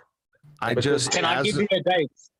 As an American, it's hard for me to look at a bunch of white hats coming in, like actually setting boots on ground and doing something. That's hard for me as an American to see that. But after the last 2 years, I don't believe anything's impossible after the last really 18 months. Can I just 2 years. Maybe a little help. Like I say, I've looked at Revelation for 40 odd years, and I may have it completely wrong. But the book of Revelation is to put it simply, it's structured around feast days, and it's structured around Jewish feast days, because all the symbology is Jewish again. And this is what you were saying about, Kevin. How do you know we're not being played? But I'll give you a quick example. Chapter 5, John sees a lamb as it has been slain. It's the Passover. He's at the foot of the cross as a lamb as it has been slain. And he looks up and he sees it is Christ, right? Then you go on to chapter 8 and you get the sounding of the trumpets. Well, the trumpets were sounded on the Day of Atonement. It's when the new year and the Day of Atonement, the trumpets are blown. So I'm looking at these feast days all through this book of Revelation, and it is actually, if you look at it sequentially as symbolic, then it's really a 3.5 year period of feast days from beginning to end. So you've got these feast days, and there are there's some historical evidence that it was read over a 3.5 year period. But anyway, by the by, what happens is the Jews are kicked out the land in AD 135. Okay, like the US, I can kind of picture having some paroxysms right now. Do I see Israel being routed out in 3.5 years? No, not Steve. Maybe in like 5-6 years' time, I personally think. No, not necessarily. But right, let me just go back to the. I've got 4 videos up. I suggest anyone who's interested in the apocalypse have a look at them. I've still got one more to make, which is before you make that point, Paul, I will say this: if you would, and I say this a lot, but to drive a point home, if you would have told me 2 years ago that we would be doing the shit that we're doing today, I would have laughed you out of the room. Yeah. So 3 years, 5 years, I could see it happening at any time, because if you would have told me that if you would have told me that I'm about to lose my job of the place of employment I've been at for the last 10 years after having 2 perfect performance evaluations, because I won't let somebody put a chemical into my body in the United States of America, I would have laughed you out of the room. Exactly. See, you've got to see the road we've traveled and what they're doing. They're hyperinflating like mad. They're about to crash the system. Yeah. So Yeah, anything, you're going to have such a period of chaos. Anything's possible, and you add to that chaos climatic change and crop failures and all sorts of other crap. Anything could happen. Anything could happen. But I can't speak for other countries, but I can speak for mine. When the money goes away, we're going to fall apart. Yeah. That's all we got. All we have is money over here. And when that's done, because I've seen it happen with these vaccine mandates, you have a lot of people who stand up and they beat their chest and they say, oh, I'll never submit, blah, blah, blah, blah, blah. But the moment that their house was threatened, the moment that their income was threatened, they said, okay, fine, I'll get it. And when that money goes away and they lose their homes and they lose their ability to go to Walmart and they lose their ability to order stuff off of Amazon, it's going to be chaos here. Yeah. I've just posted a link in the stream chat, ISO 2022.org, registration management group membership list. This is technically the ISO standard for digital currency. Take a look at the names there. Yeah, they're getting ready for it. Definitely, they're getting ready to crash the system. Look, what I'll do is I'll post maybe in the links. I'll post the first video of my revelation. You'll understand if you watch all 4 parts. I still got to make the last one. If you hang on, let me just see if I can get it. If I just get the link, here we go. If you watch all these parts, you'll know where I'm coming from. Let's see if I can just post it in there. I'll just put it in there. We need a Jew and a Muslim in here, and there's a first Buddhist, part. right? Because I don't know. I feel like it's a little bit of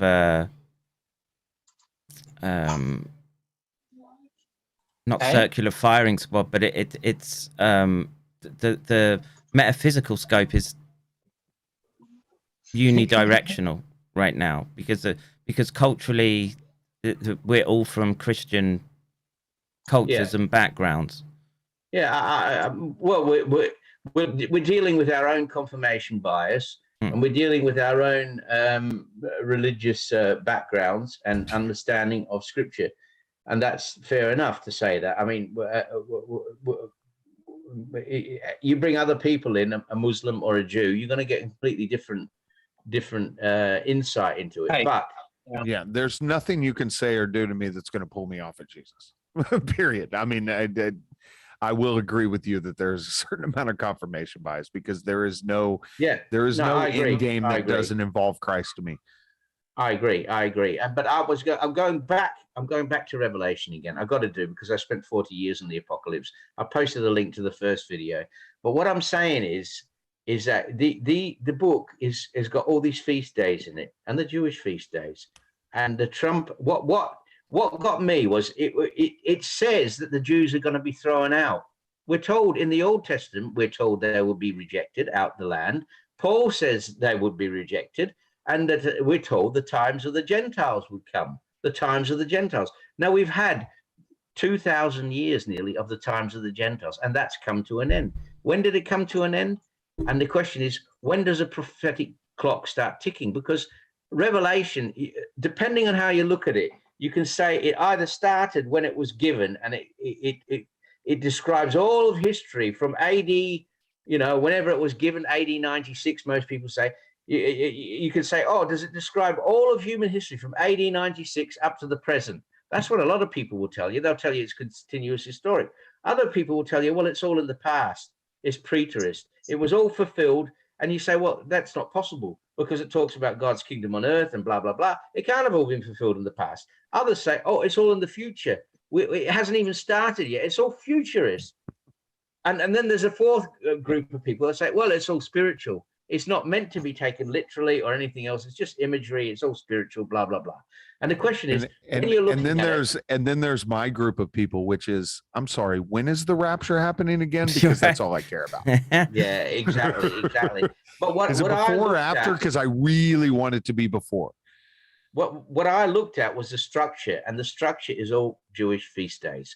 And so I said, well, if they're throwing out the land and we're told it's the time of the Gentiles, then the prophecy obviously stops. But then you got to say, but this is where you get into this 70 weeks of Daniel, right? This is and this is again. That's a whole nother discussion. But the point is, if the prophecy stops, right, when does it pick up again? And I looked at this and I puzzled about this and thought it stops. And I tell you what, Revelation chapter 10 is where it stops, because you have the angel and he's got one foot, his left foot on the earth and his right foot on the sea, which means he's cursed the earth, his left foot on the earth, his right foot on the sea. He reaches up to heaven and he's got a little book in his hand. And his little book is you know what his little book is called? His little book is called Biblaridion. I see. The little book is Greek for the little book, which is my website, Biblaridion. And the little book, John takes, he's not given the book. John takes Paul coming in with the shameless plug. John takes the book out the angel's hand and eats it. And it says it was sweet in his mouth, but bitter in his stomach, in his belly. He's told to prophesy to many nations and tongues and peoples, right? But the point is that the earth was cursed and the sea was blessed. I'm just gonna. So someone who's not religious, right? Yeah. And I think that you have to take this view. You know what? Sufyan is.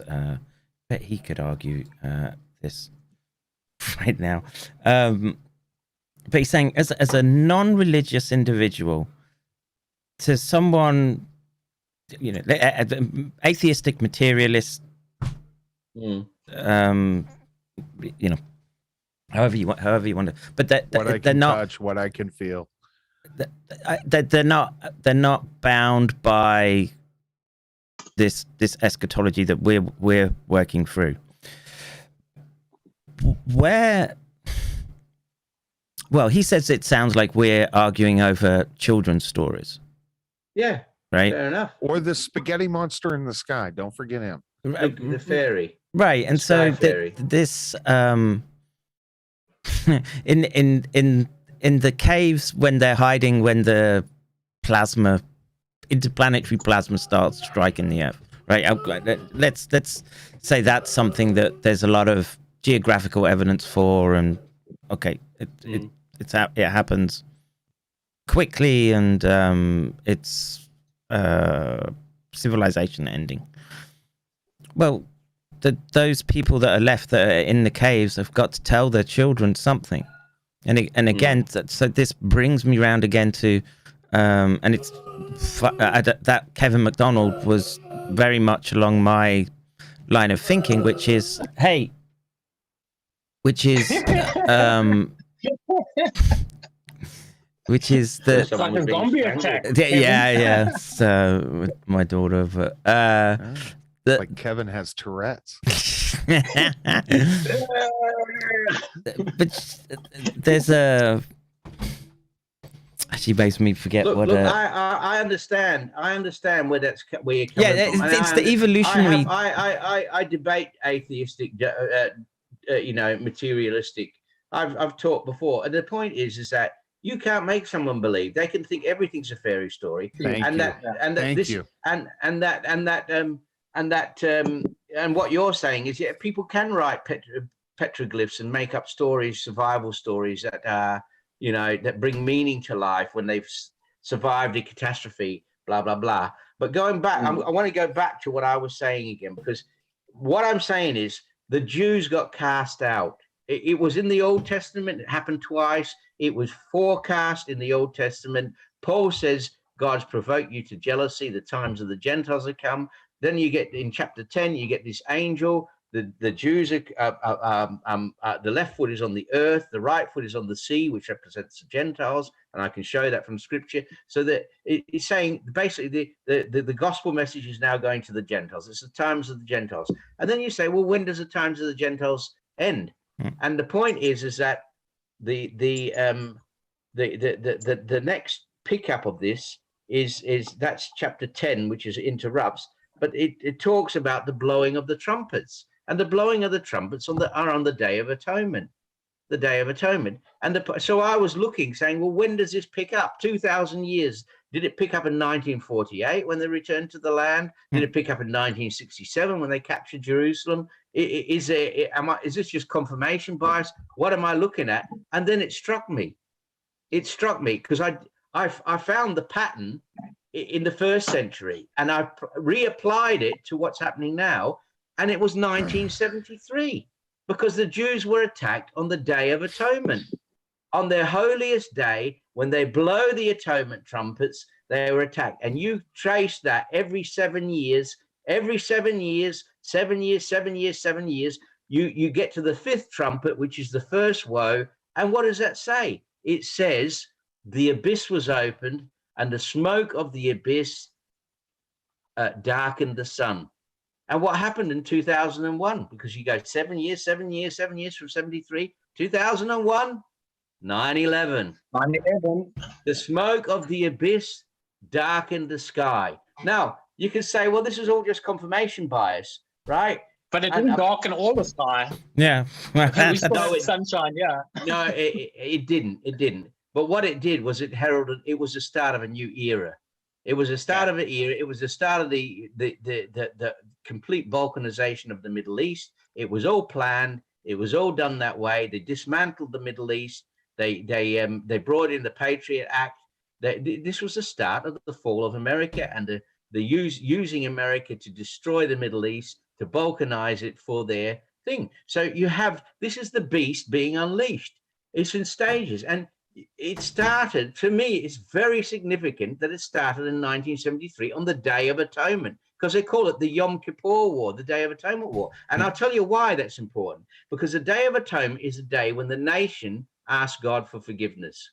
But why not put it back to when Israel was created? But, but because many people would say, well, that is the fulfillment of Daniel. Right, Israel emerges out of nowhere. Well, I don't think it's nowhere. There was a lot of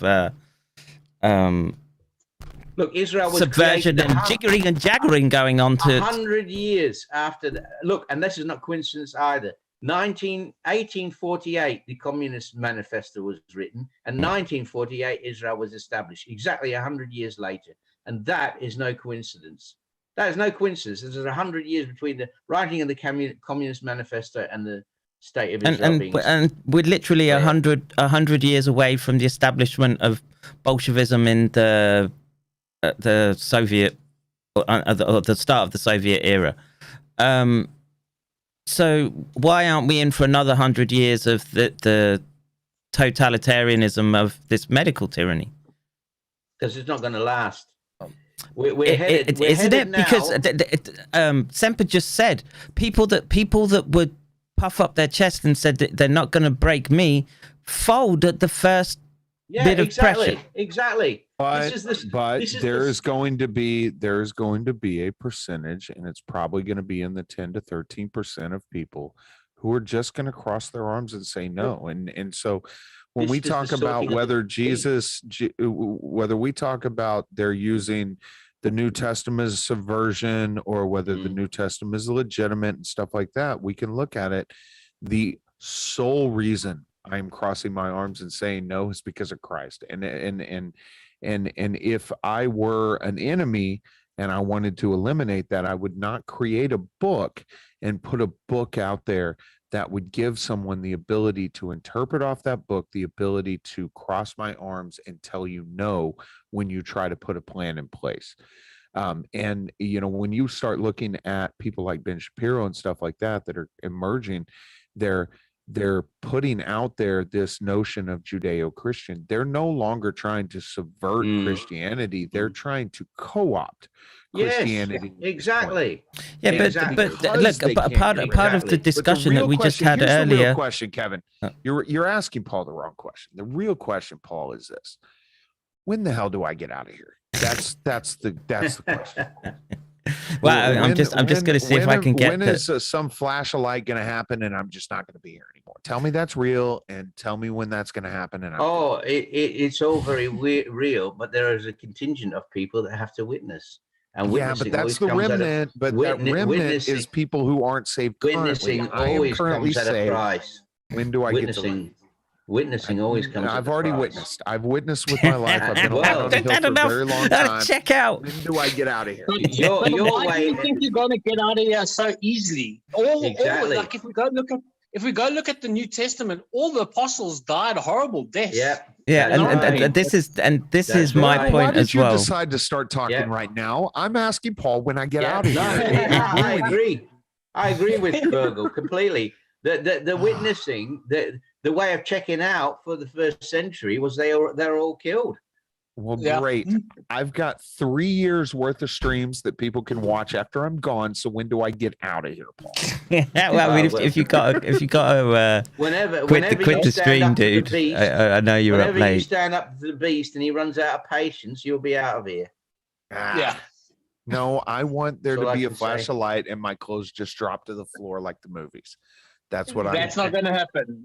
But you see, I just want to add this because some of my I had a rare book from like 100 years ago, and when I first read it, it was I was looking for Saturn links to Yahweh, and when I first read this book, I couldn't make heads or tails off of it because it was speaking with the old prophets and all of this kind of jazz. It was actually going into detail, and then technically one of the pages referenced to in the twinkling of an eye, and I started reading the whole actual page, and it dealt with Saturn becoming the new Earth. It's like some hectic occult stuff. I have to find the actual book, but that might be the other Earth that in the cover that they're talking about.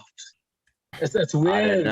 Okay, so I'm going to be able to stretch the metaphysical here, and Sufyan is going to join us, and we're going to have an Islamic take on this discussion. You're bringing Islam in here? I gotta go. No, actually, honestly, dead serious, Kevin. It's 5:16. I get it, dude. For real. It's not because you're bringing a Muslim on. I'm just making room for people. That's all it is. You don't need the practical application streamer that goes on and makes poopy jokes all the time to be here for this discussion. Well, keep listening, and I'd like to sort of. I'm like Paul in that I'm part of the scientific process right now, or I think that science has strayed so far from its original objectives that it needs a course correction, and I think that comes from a metaphysics, and we have to think of metaphysics as real as gravity and buoyancy on the flat earth, whatever you want to see. I think there was a time where science didn't know what the hell it was doing, and the Bible started talking about things that turns out later on that turned out to be scientifically accurate, like when Jesus's heart was pierced and blood and water came out, and they said that he did not that he didn't die from being on the cross. And if you look at what a cardiac event does to somebody when they have a heart attack, it separates the blood and the water in the heart. And so if you were to pierce that with a spear and pull it out, blood and water would flow out. But they didn't know that when the Bible was written. And so you go to where science catches up with the Bible, and 9 times out of 10, but Semper, if you've been nailing people to crosses for hundreds of years, and all you've got is spit. I'm just saying, they mentioned that blood and water was coming out, and science then confirmed that Jesus did not die because he was hanging on the cross, that he died from a cardiac event based on the words that were written in the Bible. I think there's also awesome. a sac around the heart that actually has water in it. Yeah. Just FYI. I mean, this I'm not doubting, but it's the biology is extant, right? Gravity is extant. The geometry is extant. These are things that okay, they didn't have the technology or the refined quantitative science that we had, but they had generations of observation. Right, they knew, they knew a lot more than we give them credit for. Well, yeah, I do think so. I do think so. Your face had generations of observation. How about that, Kevin? But my what? Your face. Just had generations of observations. Well, no, I used to. Okay, so when my kids would say something like that, that I didn't like, I would say, "Well, your mom had generations of observation." But then when I got divorced, it kind of seemed disrespectful, so I changed it to your face. You're just saying I look old. Paul's the elder statesman here. If I say your face, you just convert it to your mom. I just got used to saying your face. Okay.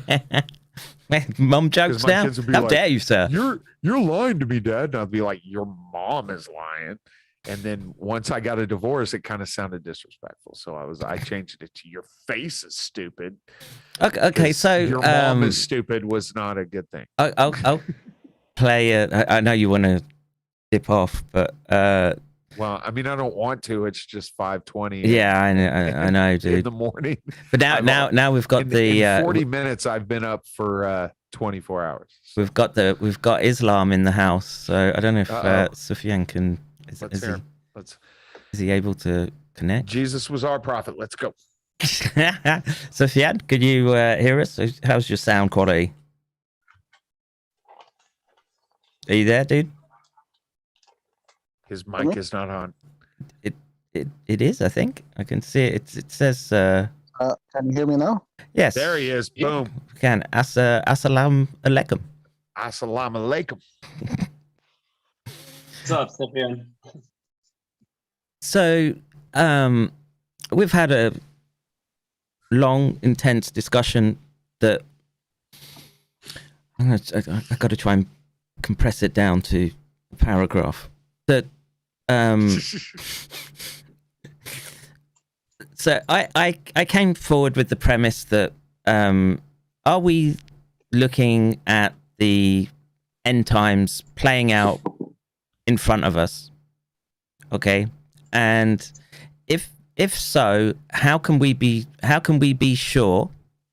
What's the proof from archaeology and scripture, and if we're converging on this point, we know at least around the Abrahamic faiths, there's 3 different eschatologies. So Judaism, Christianity, and Islam. So the first question is, do you think this looks like end times as described by Islam? And before you start, just understand we've talked about literally every single aspect of Christianity except for what he asked. But the part about Islam? No, just your question in general. We never actually answered it. We just talked about it. But it's tough. It's tough. It is. It's a very hard question. And this is why I think, ask other people. I mean, Sufyan, what was said at the mosque on Friday? What did they tell you? Yeah. Or in other words, when do I get to get out of here, sir? When's the beheadings begin? Yes. When do I get to leave this planet? I don't know if Sufyan can hear us or not, but give us a sound check, bro. Can hear you. Yes. Yes. Did you hear the question? Yeah, I could hear it. So, like traditionally, you're supposed to do whatever you're supposed to do, move in like normal. So the tradition says that if the day of judgment is tomorrow, then you plant the seed today. So just go to your garden and plant a seed. So just move on with your life, whatever you're supposed to do.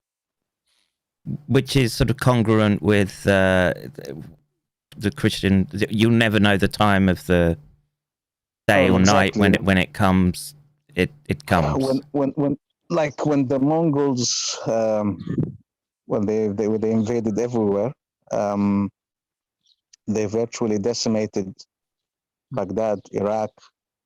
People thought that was the end, because you had almost, I think, 1 million or 2 million in Baghdad, and after the Mongols, we had 15,000.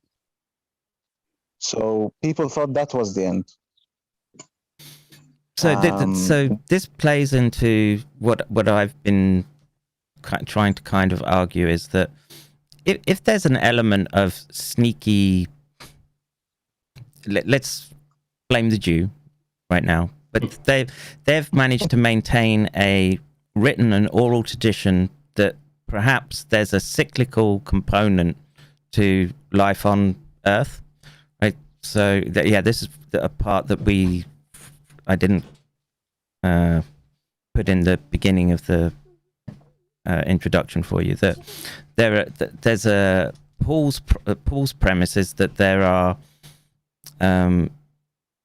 archaeological cyclical purges. Yeah, and that it's you can see the impact of it with respect to geology, climate change, and we're into this time of change right now, and so well, so I asked the question: at which point do we say that the Islamic eschatology is more correct, or the Judaic eschatology is more correct, or the Christians have got it written down correctly? Where would be your metric, and what would you expect to see that gives you a signal that you're going in either direction? Because I could make the argument right now that the Jews have their eschatology nailed down and it's going their way. Yeah. Because so how would a Christian, let's say, king, if Jesus is supposed to come back and become king? I think that's the eschatology in the Russian Orthodox Church, as far as I understand it. So how would you judge? How would you measure a righteous king?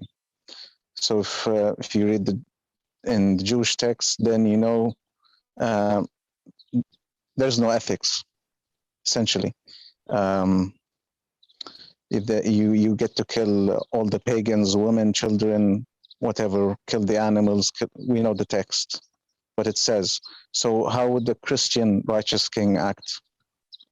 What he would do, what he wouldn't do. So I guess Semper's itching to answer that one. Oh no, I was raising my hand as far as being an infidel. I'm just saying. Oh, okay.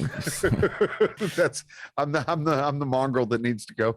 Well, I mean, in regards to Christianity and what, end times, and I believe Paul would probably be able to be a little bit more eloquent with this because he is much more into the book side of it. But from what I understand in regards to this is that we won't see Christ. It will actually be somebody who comes in posing as Christ that would be considered the Antichrist, who would come in and rule for a certain period of time. And then that person would be taken out, and then you would have the return of Christ. But he will. Yeah, but how would you recognize? Like when you say the anti of what? So how would you judge what is correct, what is moral, what is ethical? You see what I mean? Yes. So in regards to how you would recognize the Antichrist, he would come in and he would be somebody who basically waters down your religion. He takes it and he says, hey, we're all one religion. We're all, it doesn't really matter. It's all one thing. He's gonna be able to perform certain miracles. He'll be able to do what would be, I guess, more considered magic than anything else. There will be a group of people who, and by a group of people, it would be legitimate non-believers. And then this is where it kind of splits, where some sects of the religion will, say that the rapture happens prior to this, or the rapture doesn't happen, or the rapture happens after this. But basically, there's going to be a group of people who believe and have faith in Christ and who don't. And the people who don't are going to see things differently, like physiologically differently, like things that this person is doing, they're going to, and it's, well, I mean, it used to sound a little bit crazy when you would say that somebody would see what they're doing, and one person would see it and it would be something that is immoral, and the other person would look at it and it would be moral. So let me just interrupt you. Like there's a verse in the Quran that says that you tell them that you're corrupting the land, and they say no, we're healing it. Yeah, I mean, if you can I maybe go ahead, Paul. just Absolutely intervene just for a minute, because my look at the apocalypse was called pattern recognition in the apocalypse, because I'm saying it's all repeat patterns. And so I look back at the second century, which was which I think we're seeing a repeat of, building up to a repeat of it now. And in that century, because the Jews have had lots of false messiahs, not just one, they've had loads through the centuries. They've had loads, I don't know, about 10 or 20. But the big one was Bar Kokhba, who appeared in from was it 32 to 34, 35, 3.5 years. He threw off the Roman. He threw the Romans out. He was supported from Persia because there were 1 million Jews living in Persia, in Parthia, and he was secretly supported by Parthia with weapons and everything else. And what happened was, in AD 115, you had insurrections all over the Roman Empire. There were Jews who committed genocide. In Crete, they killed about, I think, 150,000 Cretians. They dwelt quite happily with the people of Crete for many generations, and they suddenly rose up and killed them. In Alexandria, there were riots in all over the Roman Empire, and the Romans went nuts and Which year is that? Which year is this? From 115, about 115, it's known as the Kittos Wars, because what they did was Trajan got the general Quietus, which we call Kittus, and he sent them to put these rebellions down, because they were rebelling all over the Roman Empire. And it was basically saying, look, the Jews are making trouble everywhere.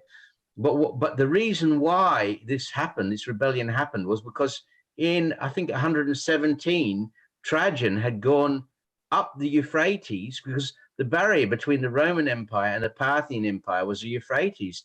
And what Trajan did was he traveled up the Euphrates. He conquered what was then Babylon, or Ctesiphon was the capital. And he sailed all the way up the Euphrates.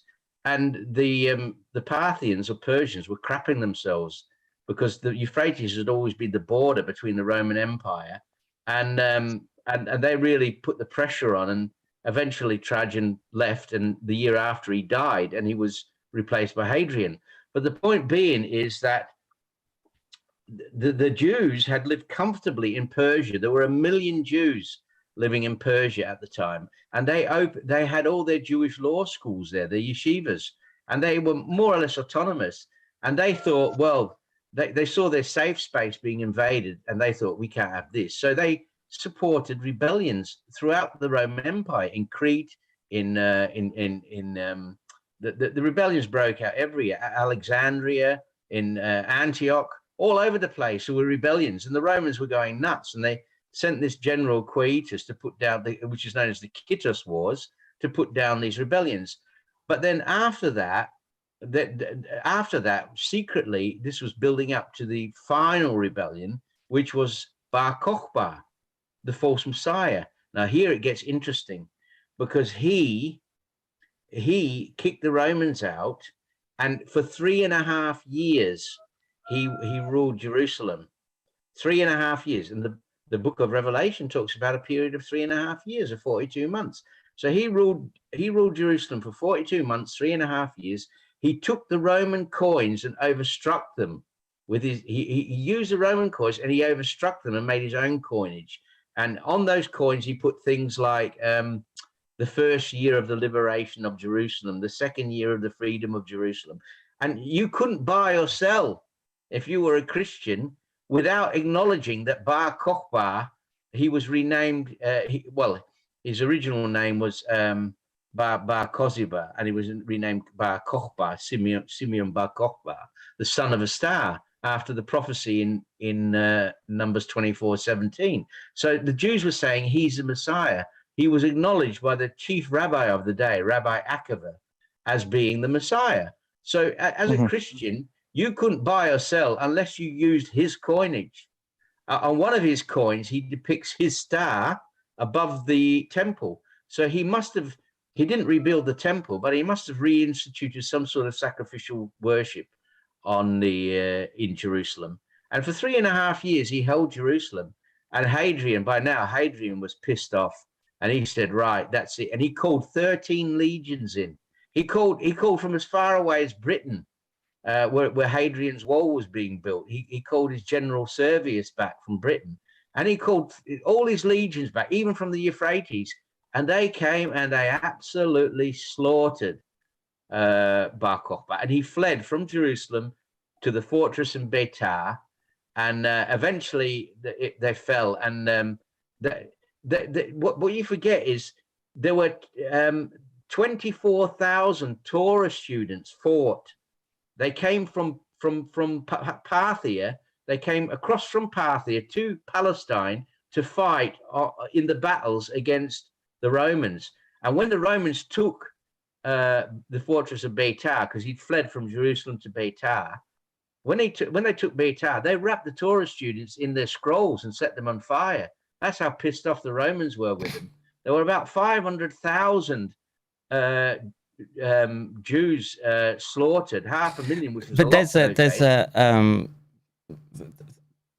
I think we're missing Sufyan's question, which is how would we make a judgment that you were looking at the Messiah?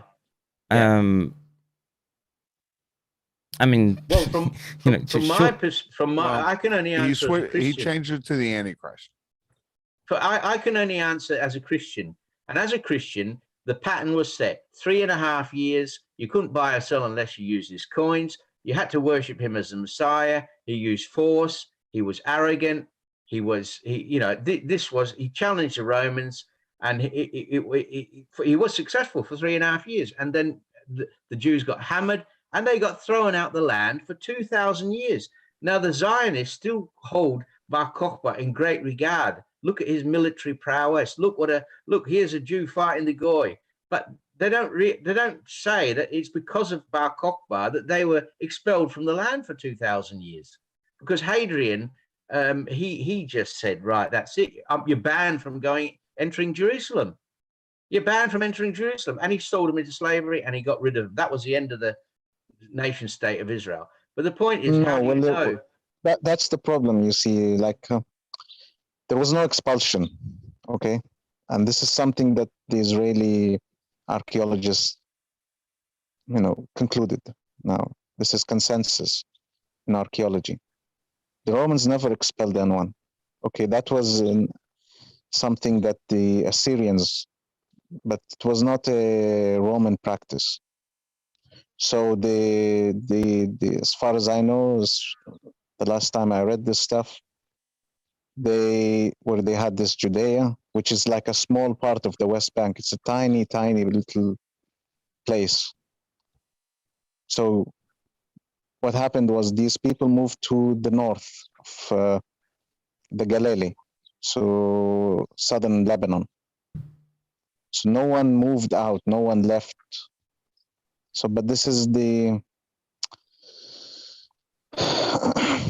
always weave these stories. So everybody has to, we got expelled. No, but nobody moved. There were 980 odd villages burnt to the ground and 500,000. They moved to the north. Well, to the Galilee. They were banned they were actually banned by Hadrian. From Jerusalem. Jerusalem. Yeah, but there may have been the odd Jew. There may have been the odd Jew there still, but as a nation state, it was finished. It was the end. As a population, it was a population. It moved north. Whatever was left moved north. Some may have moved north. Some may have moved to other countries. But whatever happened. No. The vast majority, this is where you get. This is the problem when you take myth and you try to make it into history. It's not myth. The 10 tribes were taken into Assyrian captivity before 701. So you had Judea, and you had the poor of the land that were left there. And then through right to the time of Christ, you had Jews living in Palestine, and the Romans came, and in AD 70, they destroyed the temple, and you still had Jews living there. A lot of Jews had just left, but you still had Jews living in Israel between 70 and AD 132, 136. And then you had the final decimation. And I'm not saying there were no Jews living in Israel anymore, but as a state, as a nation state, it was finished. Whether they moved, whether some moved up north, whether there were a few, wherever, but as a nation state, as an entity, it was finished. There was no nation of Israel. There's no nation of Judah. There was no nation of Israel anymore. It was finished, ended. No temple, no nation. So whether the odd Jews still lived there, I'm sure there were Jews that have stayed, were in Palestine for the full 2,000 years. I'm sure there were Jewish families still living there. But gradually the other people, Arab-speaking peoples and other peoples, and then the Turks, the Ottoman Empire, took that territory over. They were not a nation state anymore. But that's by the by. What the question was about the false Messiah, and we saw that Bar Kokhba fulfilled in that day all the tenets of being the false Messiah, and he fulfilled the prophecies in Revelation. But it was a repeat pattern. What you got there is a small cameo, a picture of what the future holds. But you can't buy or sell without his money. He demands everybody worship him. He does false signs and wonders, and if you can believe the Jewish scripture and history, the first temple fell on the 9th of Ab, in AD 58, before Christ 586. The second temple also fell on the 9th of Ab, and what's his name? Bar Kokhba fled to the fortress of Beitar, and that also fell on the 9th of Ab. So, yeah, but is this not a case of what Sufyan just said, where Jews like telling stories, and well, it might be. I'm not saying it's not. It might be. It might be. So just let me say something, okay? They dug all across the West Bank, okay? And there's at the Hebrew University, there's they already published this research in the 70s, okay? There's no first temple, there's no kingdom of Solomon, there's no mention of any of these things, nowhere. This is switching it up. Okay. Thank you, Suf, because I've been telling them this whole time that you can't possibly know what happened 2,000 years ago because you've learned everything apart from the fact over time, and that we could theoretically be a simulation or a piece of code sitting on a computer, and none of you could be real. We will never know. And you just, thank you so much. Apart from the fact that they found Hezekiah's tunnel and the relief that was carved there, and apart from the fact that they found the ruins of, they found parts of the temple, Solomon's temple, and apart from they didn't. You can read Israel Finkelstein's research and his group at the Hebrew University. It's uncontested. This is back in the 70s. The problem is done. That but they have to spin these stories because it's good money. That's it. The thing is, wait, I've got to press my button for that. If we're going to go down, always comes through. How much money does God.TV get from gullible Americans?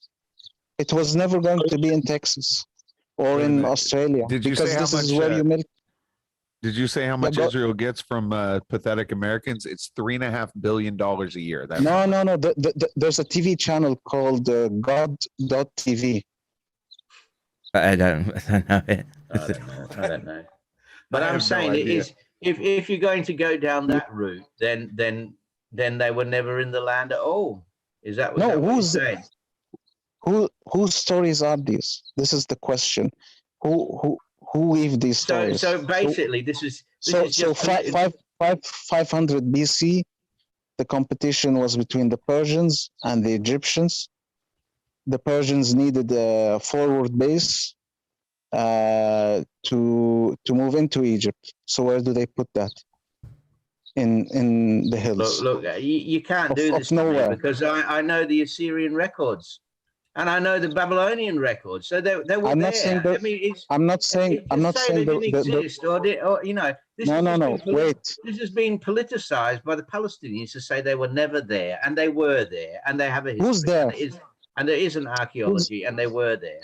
So One to say moment. they were Let me never finish. there, All right, Paul. Let Sufyan get Let me his finish. point across. So who put this religion together?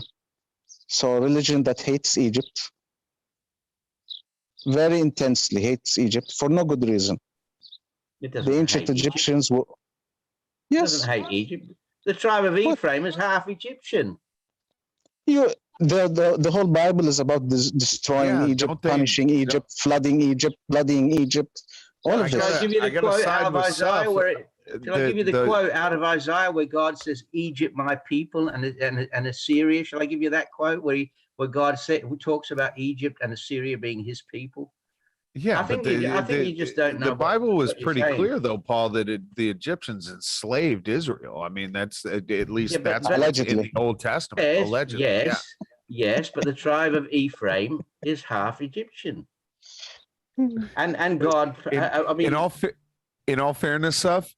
Everything I haven't observed, I use allegedly when I talk about it. Sure. Like when people talk about archaeology, we have to say this is what we have today, and you try to piece together the picture. And we know human nature, and we know geopolitics is not something from the 20th century; it's as old as time. You just have to ask yourself. So sorry, I disagree that the Hebrews were ever slaves. You can go read Joseph. Joseph makes a deal with the king. The king gives the ring of kingship over, and then they go and they make the Egyptians in debt. You know what I mean? There's something else. But wage slavery and we're in wage slavery currently. So I mean, debt is just as bad. Were not slaves. Stop falling for that narrative. They were not slaves. They invaded narrative of Moses. Egypt.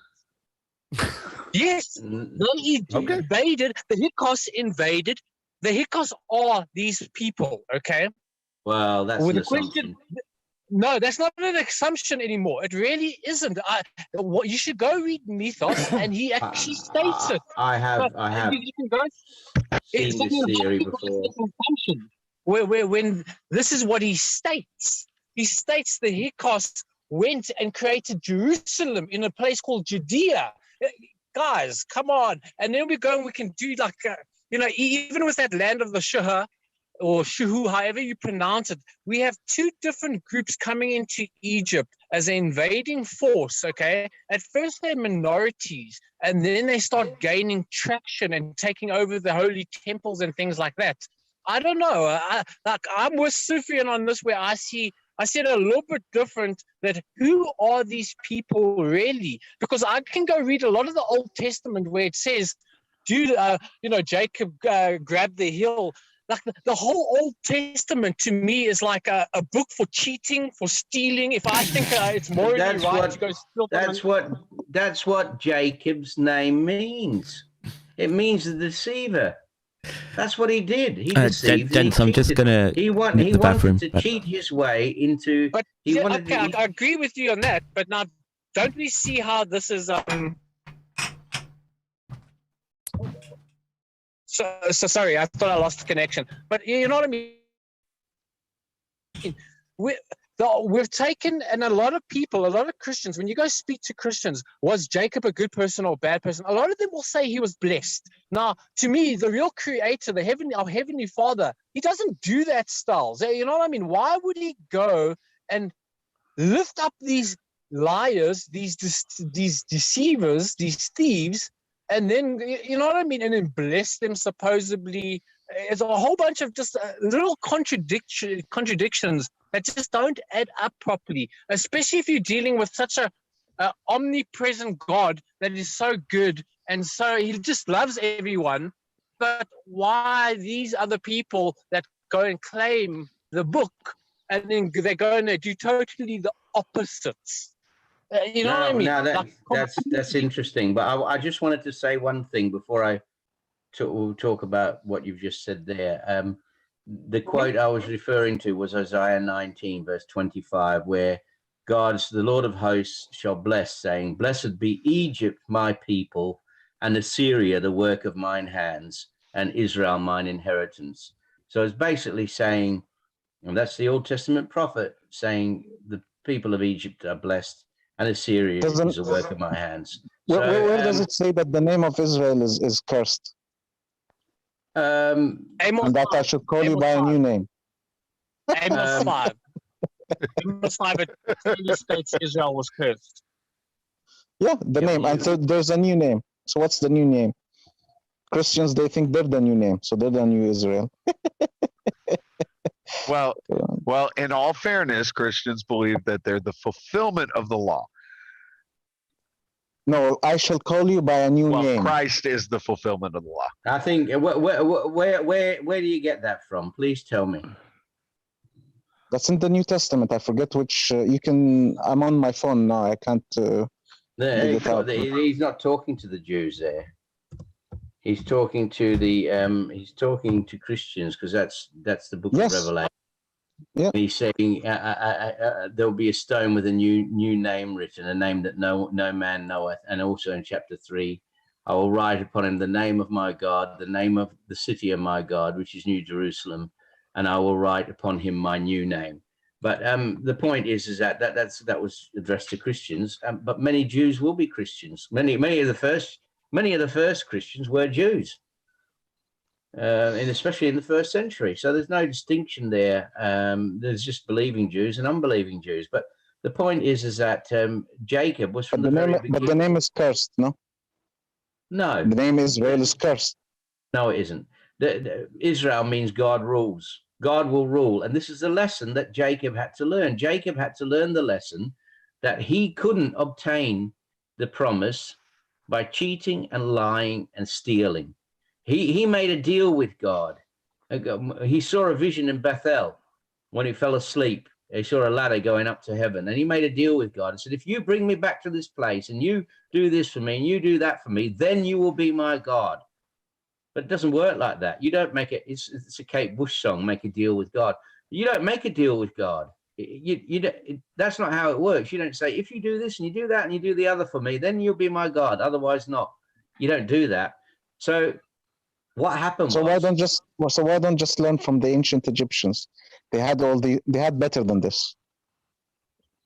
Better than what? The ancient Egyptian religion is better than whatever is in the Bible.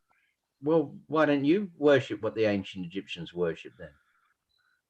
Isn't that better than the Quran? I don't know what you're trying to say. Who said I'm a Muslim? Just because I'm Arab, that means I'm a Muslim? Well, we were told that you would give the Muslim viewpoint, so why don't you I'm giving because I was raised in it.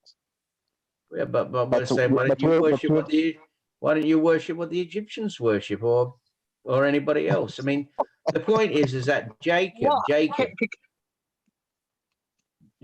deceived and Can I just interrupt quickly? When you go look at like the Syrian church, okay, it's still one of the longest surviving churches.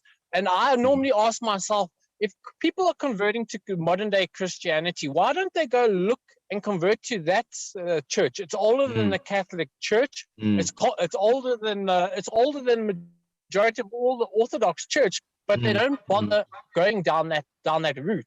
You know what I mean? Yes. Which I always find very interesting, because there's obviously something that's being sold to people that is very favorable in their liking, in a sense.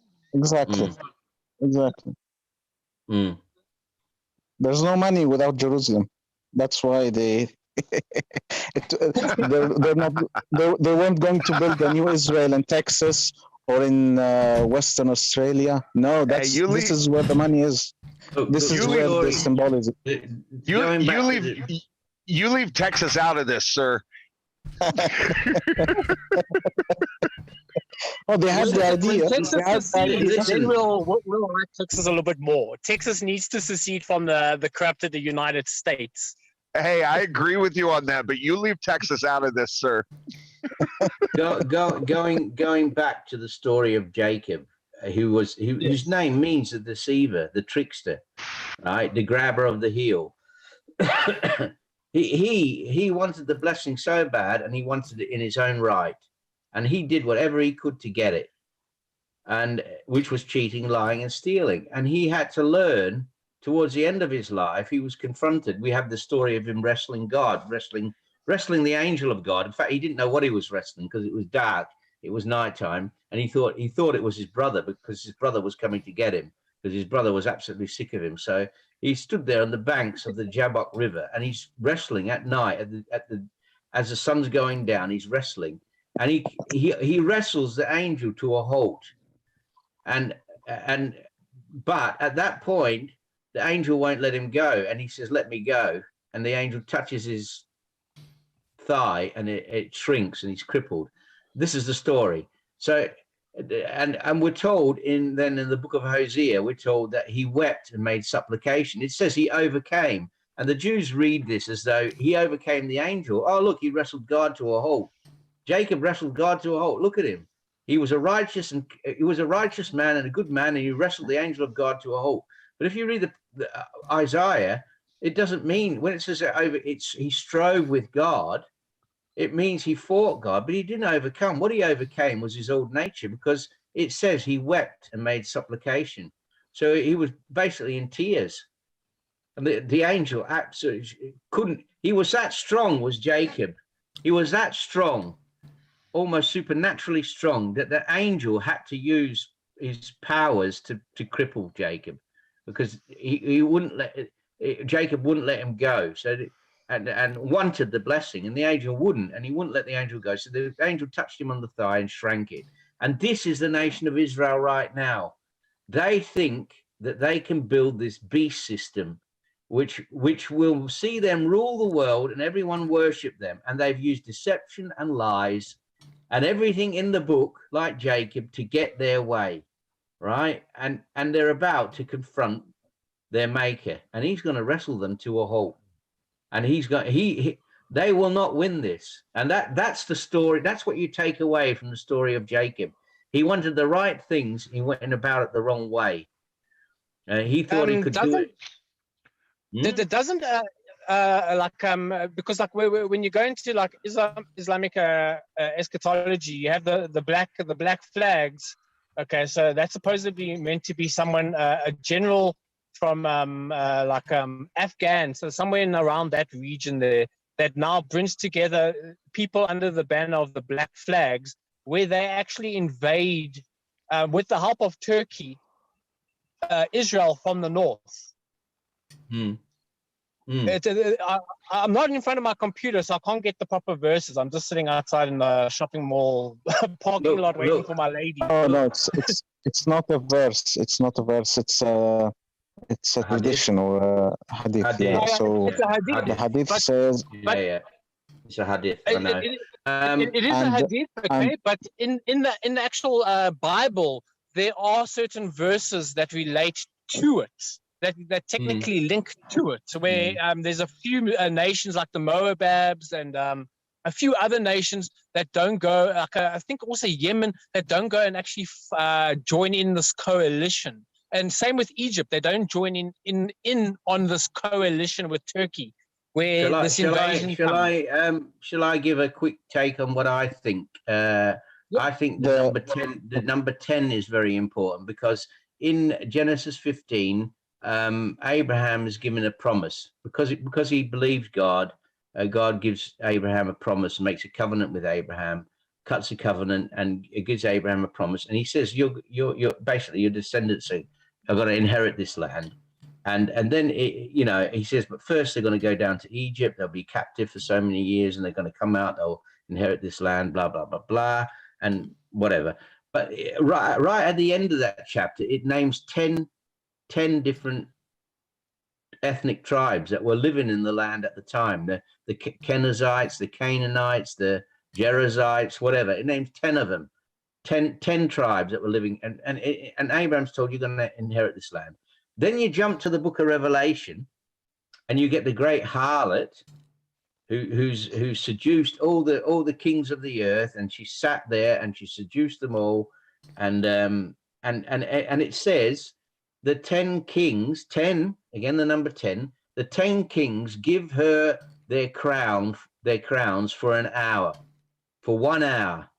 And then it says they turn on her and they hate her and they burn her with fire. So these are the 10 kings that were the 10 nations that were, Abraham was promised this land in which 10 different nations were dwelling. And he was promised the land from the river of Egypt to the river Euphrates, which is Greater Israel, which is the Yinan plan, which they're balkanizing right now. So they are now, right now, making peace with all these Arab nations, with Qatar, with all the other Arab nations. Saudi Arabia will jump on board soon.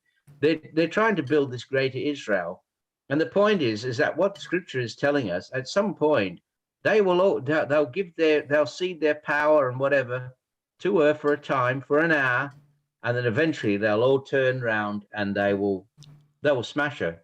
That's it. And this is the story of Jacob's wrestling. He's going to have to confront his nemesis. He's going to be brought to the very end and shown that God rules. He doesn't rule, God rules, which is the real meaning of Israel. They'll tell you that Israel means prince with God, but it doesn't. It means God is commander, God is prince, God is ruler. So this is a lesson that Jacob has to learn. He has to learn the lesson that he can't achieve what he wants to achieve by deception, by cheating, and by lying. And we're seeing this beast system emerge now in the Middle East. And there's a lot of Christians who are cheering it on, Christian Zionists who think this is great, sending money, cheering it on, saying, oh, what Israel's doing is great. No, it isn't. What Israel's done to the Palestinian people is disgusting. And the way it's treated its neighbors is disgusting. And now it wants to build this Greater Israel, the Abraham Accord. And notice how they call it the Abraham Accord, because the land was promised to Abraham, the 10 kings from the river of Egypt to the river Euphrates, and they think they've achieved this now through their own efforts. And what God is saying is, yeah, they'll give you their crowns for an hour, and then they'll turn on the harlot. That's what the nation is called, the great harlot who seduced the kings of the world with her farmer, with her sorceries, with her farmer. She seduced the whole world with her farmer, right? And she wants to introduce a system whereby nobody can buy or sell. That's what it says at the end of the chapter. Nobody can buy or sell. There's equivalent in Islamic scripture, as far as I understand. So there's that you can't buy or sell. There's the difference. There's a tradition or a hadith that says the hadith. If everybody will be touched by usury, even the nomad. So there's that. But I ask a question. The Islam doesn't do usury. You have your own way of lending money to businesses and things. Have the Jews penetrated Islamic society in the sense that they hold power over you through the movement of money, like they've done in the West? Because this is how they've leverage their power in the West, by debt creation, and by they're forcing people now to take vaccines that they don't want, but basically by blackmailing them, saying you're going to lose your job, you lose your home, and people are so indebted. But isn't that different in the Islamic world? Have you got more freedom that way because of you reject usury? Is that right? What they call Islamic banking now is, say, if you're in the United States, I imagine what is the arrangement is, I want to buy this house. So the house is $500,000, let's say. And then The bank gives you the money and asks you to pay 5-9% yearly interest rate. Okay. Yes, Whatever it correct. is. Whatever it is, yeah. So that's usury. Okay. So what the Islamic banking today is doing, the house, okay, we'll buy it for you. So the bank buys the house for $500,000 and then sells it to you for, let's say, $800,000, and you have to, and they're just leasing it to you. So you're not I told paying you guys interest. it was just leasing. They're not adding interest, but they're adding to the principal. Yeah. Do you consider being in a culture that obviously isn't the United States, and doesn't have centralized banking, do you consider yourself as a homeowner when the bank owns your home, but you're buying it from them for a certain percentage more, or do you consider the bank owning the house and you are leasing to own? No, the bank owns the house until you finish the payments. It's the same everywhere. It's the same here. You know what I mean? No, logically it does, but it's the mindset behind it, because that is a serious issue that we have over here in the United States, is the fact that everybody says, "Oh, I'm a homeowner," when in actuality you don't. The vast majority of people, they don't own their home. The bank owns their home. They say, "Oh, this is my car," but it's not your car. It is the bank's car, and you are leasing to own that car from the bank 9 times out of 10. True. Let me just say, maybe the only better point is this: if you die and you've not finished your payments, then the bank will just cancel your debt, and you're home free. Wait, you get canceled debt, and you talk get about an incentive for the Muslims. This is huge, Kevin. Are you telling me stuff that the asset that the bank owns, when they cancel that debt, the estate keeps the asset? Yep. Oh, you better be nice to your wife then. Yeah. Where are you at, Seth? Because I need to move over there.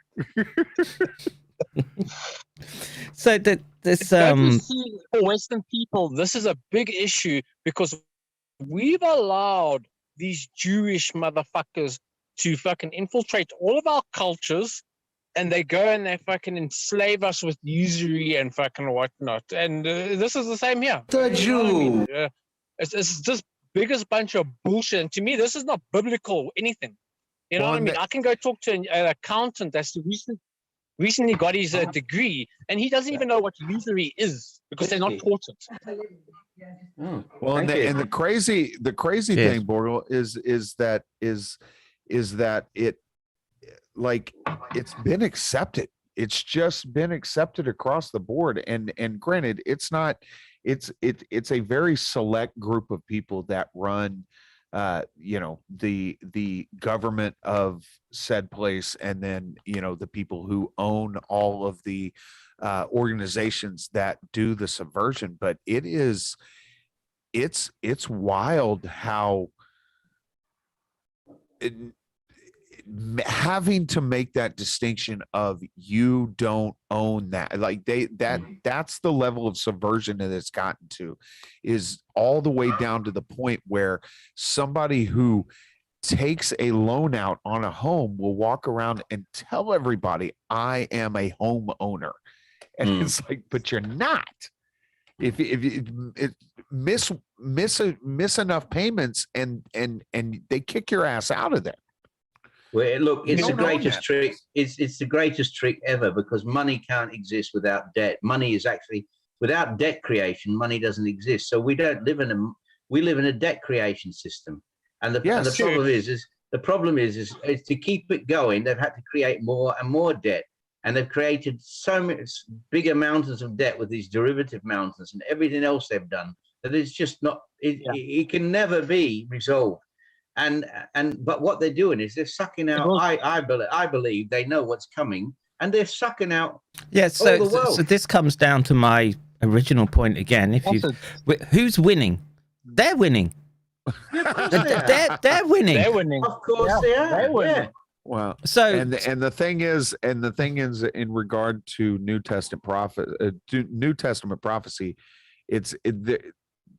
they're not, in the end, they will not win. I mean, and no matter how you scratch it from now I just may be an old country preacher, and that's all right. But you know, when it comes down to it, you know, the battle's already been won because of the fact exactly. I was just going to say that. The battle's won. Yeah. I was making a joke. Won. Yeah. I was making a joke about it, but let's take it from, you know, where my student loans are. When I die, my student loans get discharged, and the government will pay back my student loans just like they could now, but that would leave me not in debt slavery. So, but when I die, my loans just cease to exist because they're attached to my education. And so when I'm dead, there is nothing to collect.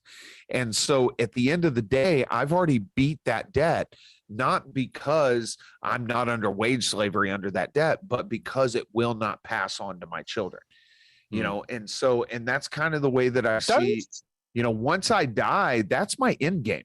You know, that's the end game for any believer is once you die.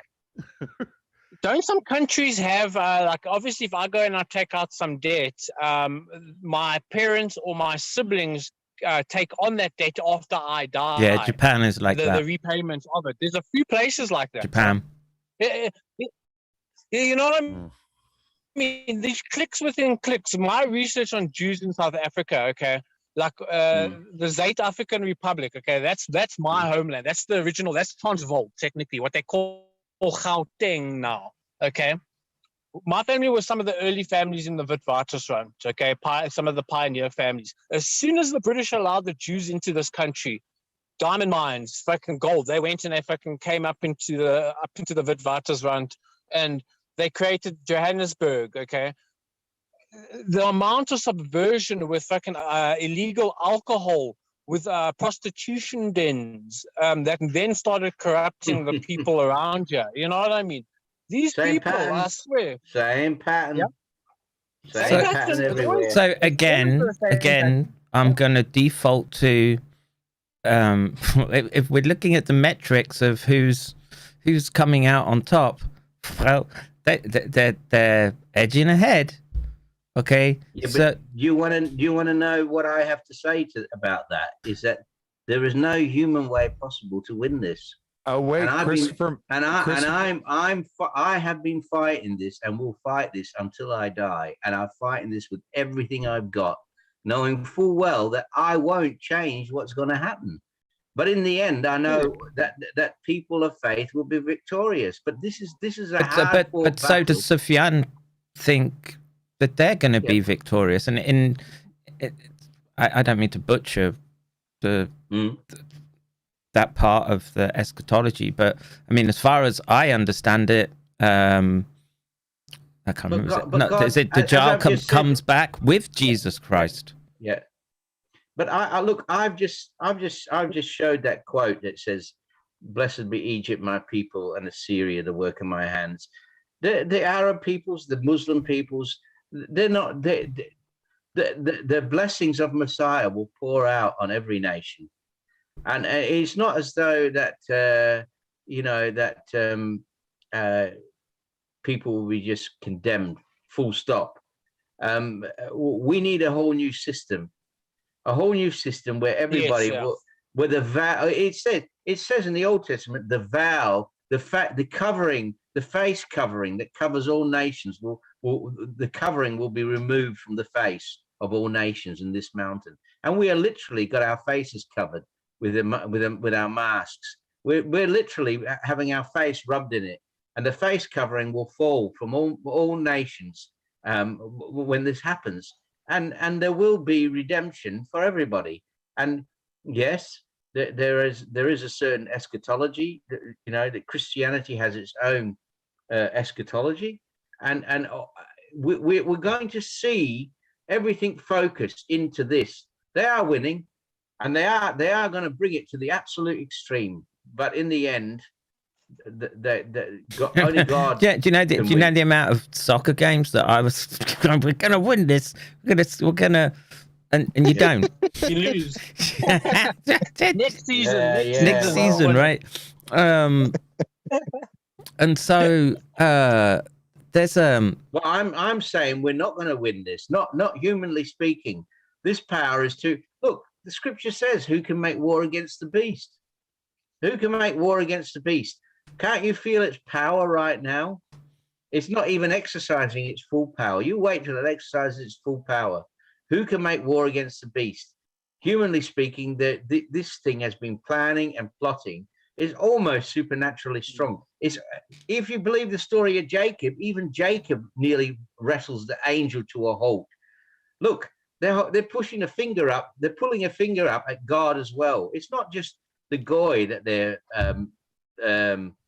doing it to, yeah, blaspheming. They're blaspheming God himself. They're saying we can become gods and we don't need your help. You've thrown us out. We'll do it ourselves. We'll rule the world ourselves. We're worth it. We deserve this. And you haven't helped us. We're going to do it ourselves. That's it. Christopher Bjerkens in his last stream with Adam Green, he made for his new book. He made a very good point where that they will offer all of the sacrifices to Yahweh, but in the end they will abandon him for their Shekinah glory spirit. Yes, they will. They have already. Yeah. They have already.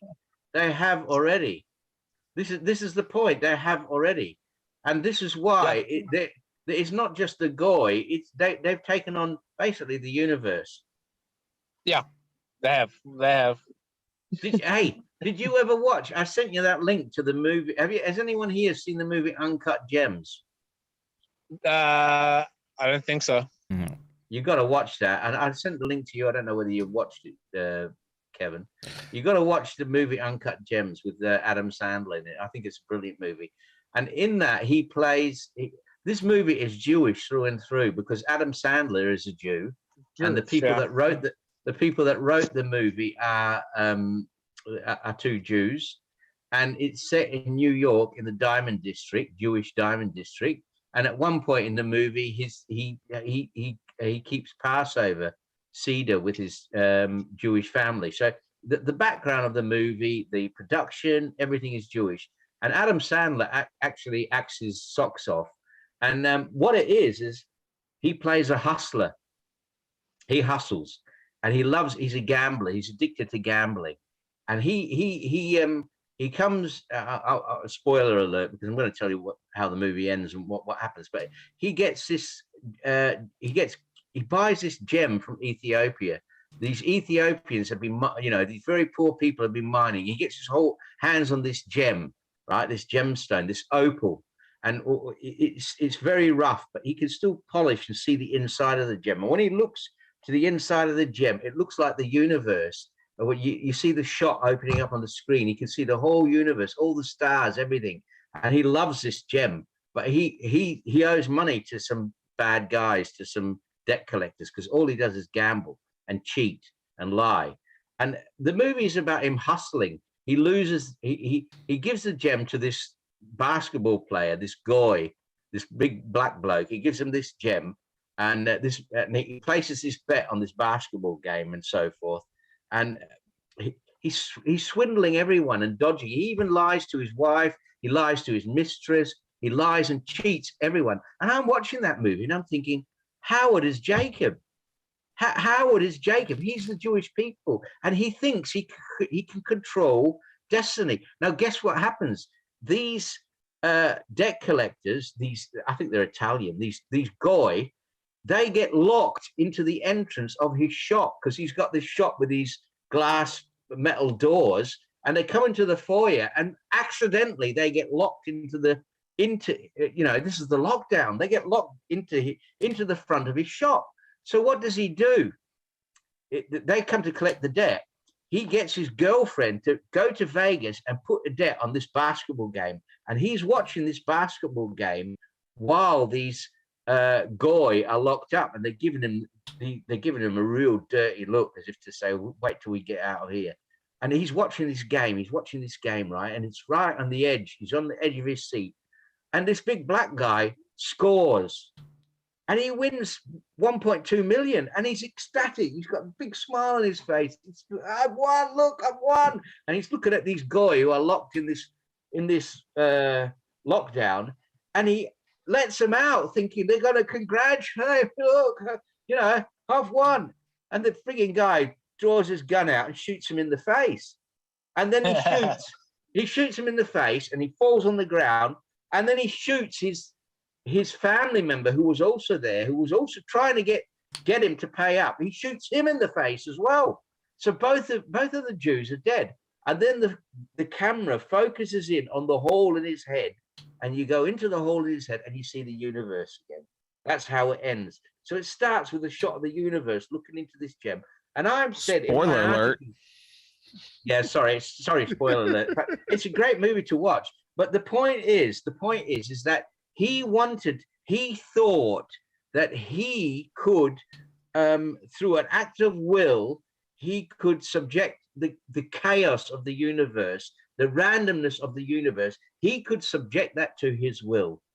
He could, through an act of character and will, he could force the universe to do what he wanted. And he couldn't help himself. He's lying, he's cheating, he's gambling. And in the end, when he thought he'd won his moment of greatest victory and the lockdown was broken, he got shot in the face. And then you see the camera honing into the vista Yeah, we get it. So there's so you're saying there's just these allegories and archetypes are going to play out in Israel in the next months to years. I saw the movie. Knowing my Bible, I saw this movie, and I straight away said, Howard is Jacob. Yeah, but Howard is Jacob. He's cheating and lying his way through life. He thinks he can bring order to chaos. He thinks he can lock the goy up and do what he damn well wants, and it's going to blow up in his face because God's going to show him that he does not control the outcome, that he does not. And the beauty of it is the story of Jacob is full of stones. Jacob has a stone as a pillar at Bethel. He uses a stone as a pillar to put his head on. He moves a gigantic stone off the well when he meets Rachel, his future wife. He does a Herculean effort and removes this stone, because the story of Jacob is that the story of Jacob is got these stones in it because it shows his life is so hard. It's hard. And at one point, Howard actually breaks down at one point and cries and says, everything goes wrong for me. Everything goes wrong for me. And then the next minute, he snaps out of it and starts cheating and lying again. Because the point is that Jacob's life was so hard because he made it bloody hard for himself. Okay, but lying. there's what's called facts on the ground, right? And you have to again it's the metric of it's okay to say, well, there's allegories and stories and metaphor of this, but if we're in a situation where they're establishing Greater Israel, we're in a situation where they're tilting to China. The US is imploding. Well, that's one way to put it. They stabbed the US in the back, and that's what I think. The US opened its arms and its doors to Israel and a lot of Russian Jews, and let them succeed and get as high as they wanted, and they've rewarded it. Not all. Don't get me wrong. Not all Jews, but a lot of them have stabbed the US in the back. No, we slit our own throats. I hate to tell you. We allowed somebody to come in and they said, hey, drag that knife across your neck. And we went, okay. Okay, so I want to get the other perspective, which comes from the Islamic. We don't have someone from the Jewish faith, but no. But I do need to go to sleep. It's the sun's about to come up. Yeah, so. yeah. Have a good. Thanks, everybody. Have a good morning, dude. But Sufyan, I want to I want you to explain in depth the pattern that is supposed to be there in the Islamic scripture for this converging end times. So I just wanted to say about, let's start with this. Somebody said about the black flags coming from Khorasan or that Central Asian, like Afghanistan, Tajikistan, whatever. So the first time somebody used that eschatology in our history was when the Abbasides took over the Umayyad empire. So that was in your calendar, that was maybe 700, 800 AD. And the Abbasides did this. So they used the black flags. So to make it look like, it's prophetic or whatever. Yes. So, but that's been part of the theme of this discussion, is just how much are we being played by people who understand this script? It's not a new book. It's not new.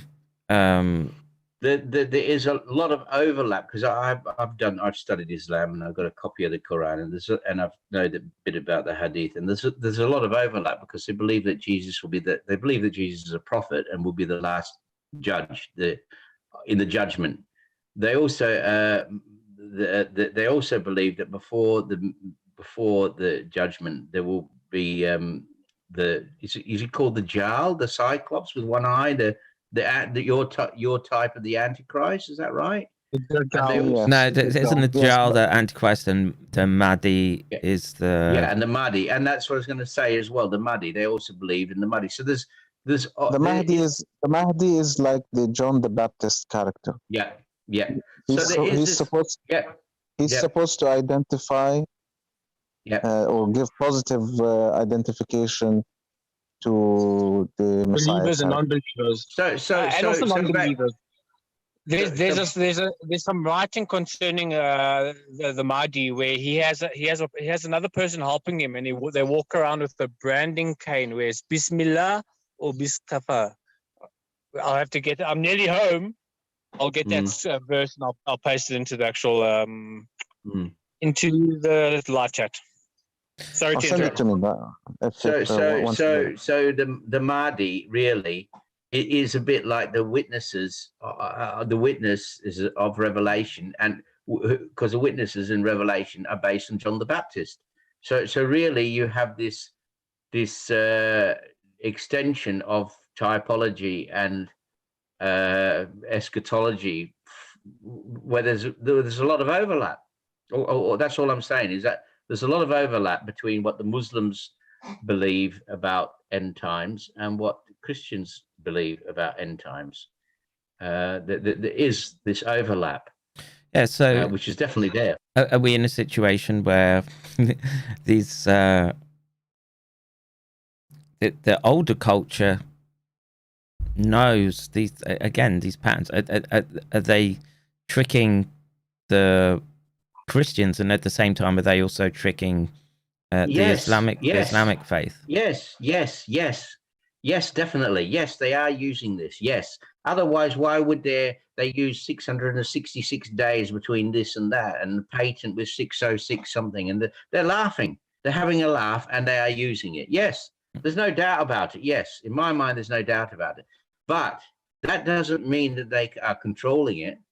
That doesn't mean they can control the outcome. Just because they can use it and fool people and play along with what they think is going to happen. Yeah, but doesn't mean they can control they've pacified you, because you've basically just said it's out of my hands anyway. Yeah, I've given up. Oh no, exactly. No, they haven't pacified me.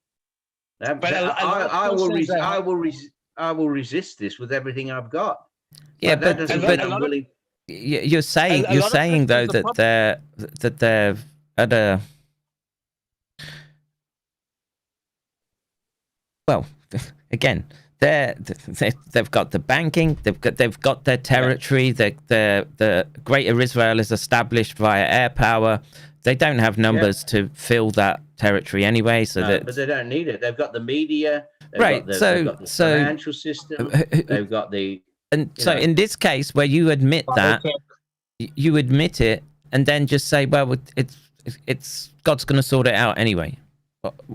Well, that's the problem with Christianity. It's a bit nihilistic in the end goal, because people could be resistant properly. No, I'm not joking. This is what I've noticed with Christians. But the point, if God will handle it. God will handle it. No, you have to handle it while you are still alive. Because if you have that type of mentality, I'll just leave it and let things play out how they should. You're not going to be taking. But look. We could say the same for Jesus. We could say, well, he was just nihilistic. He knew he was going to have to suffer and die. He knew they were coming to arrest him. Peter drew his sword. He said, look, my disciples are not, my kingdom is not of this world. And my disciples are not going to fight for this. He knew what was coming. I know what's coming. I do. And this will not, even if you fight, it will not be defeated. But the scripture tells us that they will turn against Israel. The 10 kings turn against the harlot and burn her with fire.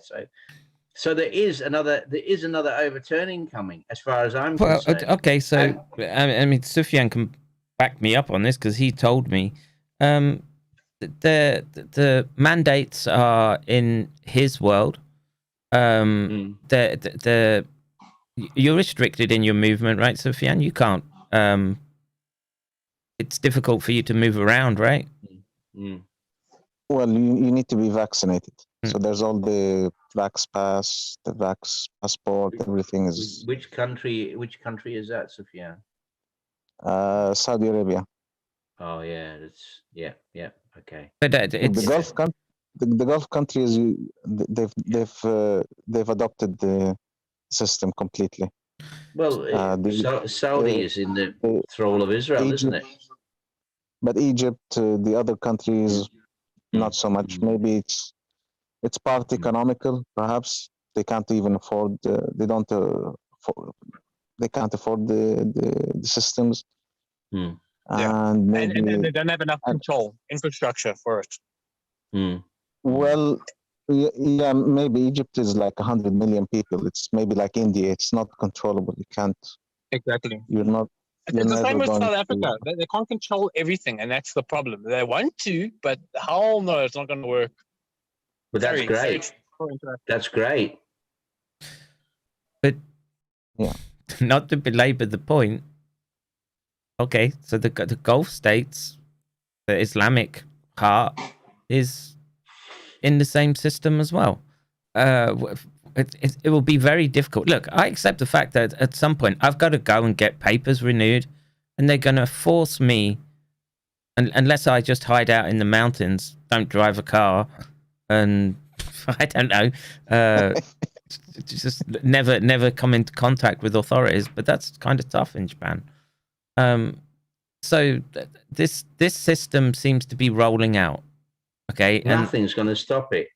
So I'm telling you now, nothing will stop this except God. And you can call that nihilistic, but these earth changes that are coming, they think they can control what's coming, and they can't. It's going to be too big. They won't control it. They can't control it. And with what technology? There's no technology that can stop what's coming. That's for sure. No, there isn't. All their satellites, they can put 42,000 satellites in the air, but you get a solar flare. I mean, look at the Carrington event in 18 whatever. Yeah. The telegraph wires were on fire. What's that going to do now? And that was a small event. What's going to happen when we get a truly cosmic event? What's going to happen? It's going to be satellites insane. will be scrap metal. Nothing will work. How on earth will break loose? I tell you, if that shit happens while everything's still in flow, the shit's just going to go crazy. Yeah. Well, the breakdowns in the systems will be insane. Well, this is it. This is what's coming. As far as I'm concerned, this is what's coming. So I'm saying, yeah, there's nothing I can do. I will speak the truth right to the end. I will speak the truth, and I will keep my faith, and I will speak the truth, and that's it. That's all. I'm going to resist this with everything I've got, even if it doesn't stop it. It's still my duty to resist this and speak the truth, and that's what I'll try and do. And then whatever happens, happens. But they won't control. They won't win this. They can't with what's coming. I know what's coming. I believe I know what's coming, and they can't. But the implication is that they don't know. What if they do know? what if they've literally got another calendar, right? And they're just like, okay, whatever the geo. Well, they've got their bunkers. Yeah, so Bezos has built his bunkers in Texas. They've got bunkers in New Zealand. They've got bunkers in the Northern Territory. I know what they're doing. They're hoping to hide away for a couple of years and then come out and build back better. They think, well, we'll do it. Well, that's what this Build Back Better is about. They think we're going to get this plasma event. We're going to get this big cosmic event, and infrastructure is going to break. And then when it's finished, we're going to emerge with a much smaller population, and we'll be the gods of the new world. That's their reasoning, as far as I'm concerned. Okay, and that's game, set, match. If this is Monopoly, and they're the ones with all the cash and the hotels and the. That's right. Yeah, that's what this is. That's what this is about, and this is what people can't see. I'm saying is, what they're thinking now is we can rob and steal whatever we want. We can experiment on people as much as we want because there's going to be no combat. There's not going to be anyone to answer for. And the people, you see a lot of these politicians acting very strange. And I'll tell you why, because some of them have been blackmailed. They've been Epsteinized, right? And they've got dirt on them. And others have been told the truth. They've been told, this is what's going to happen. There's not going to be any continuity of government. You've got to get people locked down. You've got to get them under surveillance. You've got to get them in this new monetary system because it's going to be utter chaos, right? And so they're shitting themselves. That they know that they're lying, but they also know they can't tell the truth because they think, well, if I do as I'm told, me and my family might have a way to survive. I honestly think that's what's happening. So some are being blackmailed, some are being told a partial truth, but these people think they can control what's coming, which is basically God's judgments. They can't control it. They can't control God's judgments. That's it. Over. Finished. Start again. Yeah, well, like I say, it's. But that's how I see it. That's how I see it, and it's hard because I have to think. Well, I've got family, I've got friends, I've got loved ones and children and everyone I know, and this is going to be a real bad thing to go through. And I'm thinking, well, I just have to keep my faith because you can only die once. That's it. Do the right thing. So let me. I don't mean to sort of belittle in trying to sort of summarize, but in the Christian end times eschatology, it like I say, your approach seems to be one of, well, okay, that they've got control, and then God is going to strike them down through divine justice. Now, as I understand the Islamic version is far more, I'd say, proactive, right? In realizing the games, or not the games, that they've seen this before. And I make fun of the hadith. That is the fact that the Islamic version is more proactive is also part of the Book of Revelation, because the 10 kings who've given their power, basically they've given their crowns, they've given their power to the great harlot for 1 hour. They are the ones who are going to turn against her. Okay, so there's this. correct me if I'm wrong, Sufyan, but there's the hadith that says the time will not come until you fight the Muslims, and then when you do, you fight the Jew, and then when you do, the rocks and stones will cry out, "Oh Muslim, there is a Jew behind me. Come kill him." Right? Mhm. Now, is that a fair description of that hadith? Well, yeah, the hadith is there, yes. And But so, let me just add this. Most of these hadiths, you can't trace their historicity. You don't know if they're because you don't know. Mostly, these hadiths are like the end times hadith were written 300, 400 years after. And mostly it was written down by the Central Asian scribes, Bukhari, Tirmidhi. I'm sure you heard the names. Yeah, and they were influenced by Rabbinic Judaism.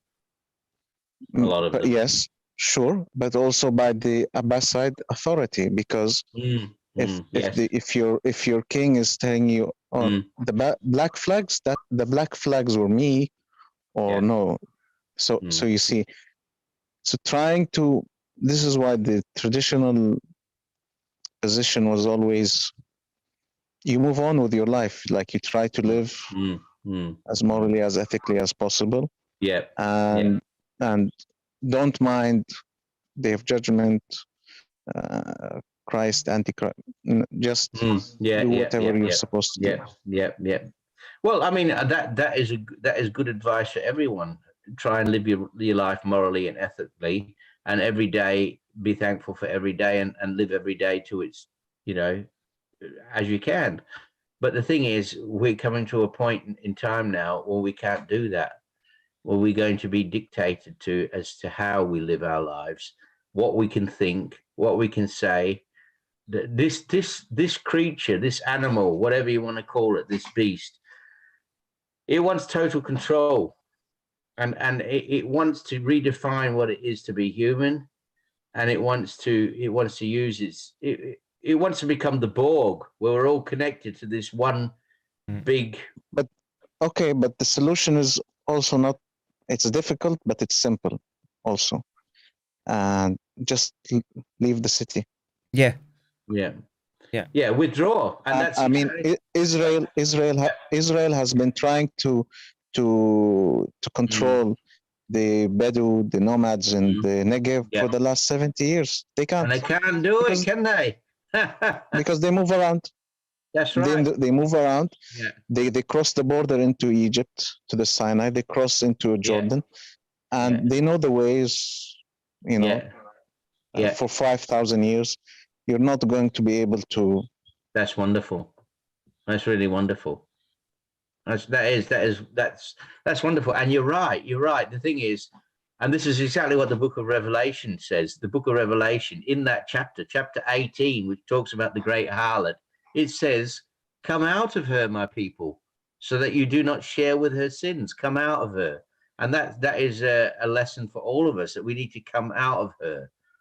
This system, this harlot system, which is based on banking and media and control, it basically says, come out of her, withdraw.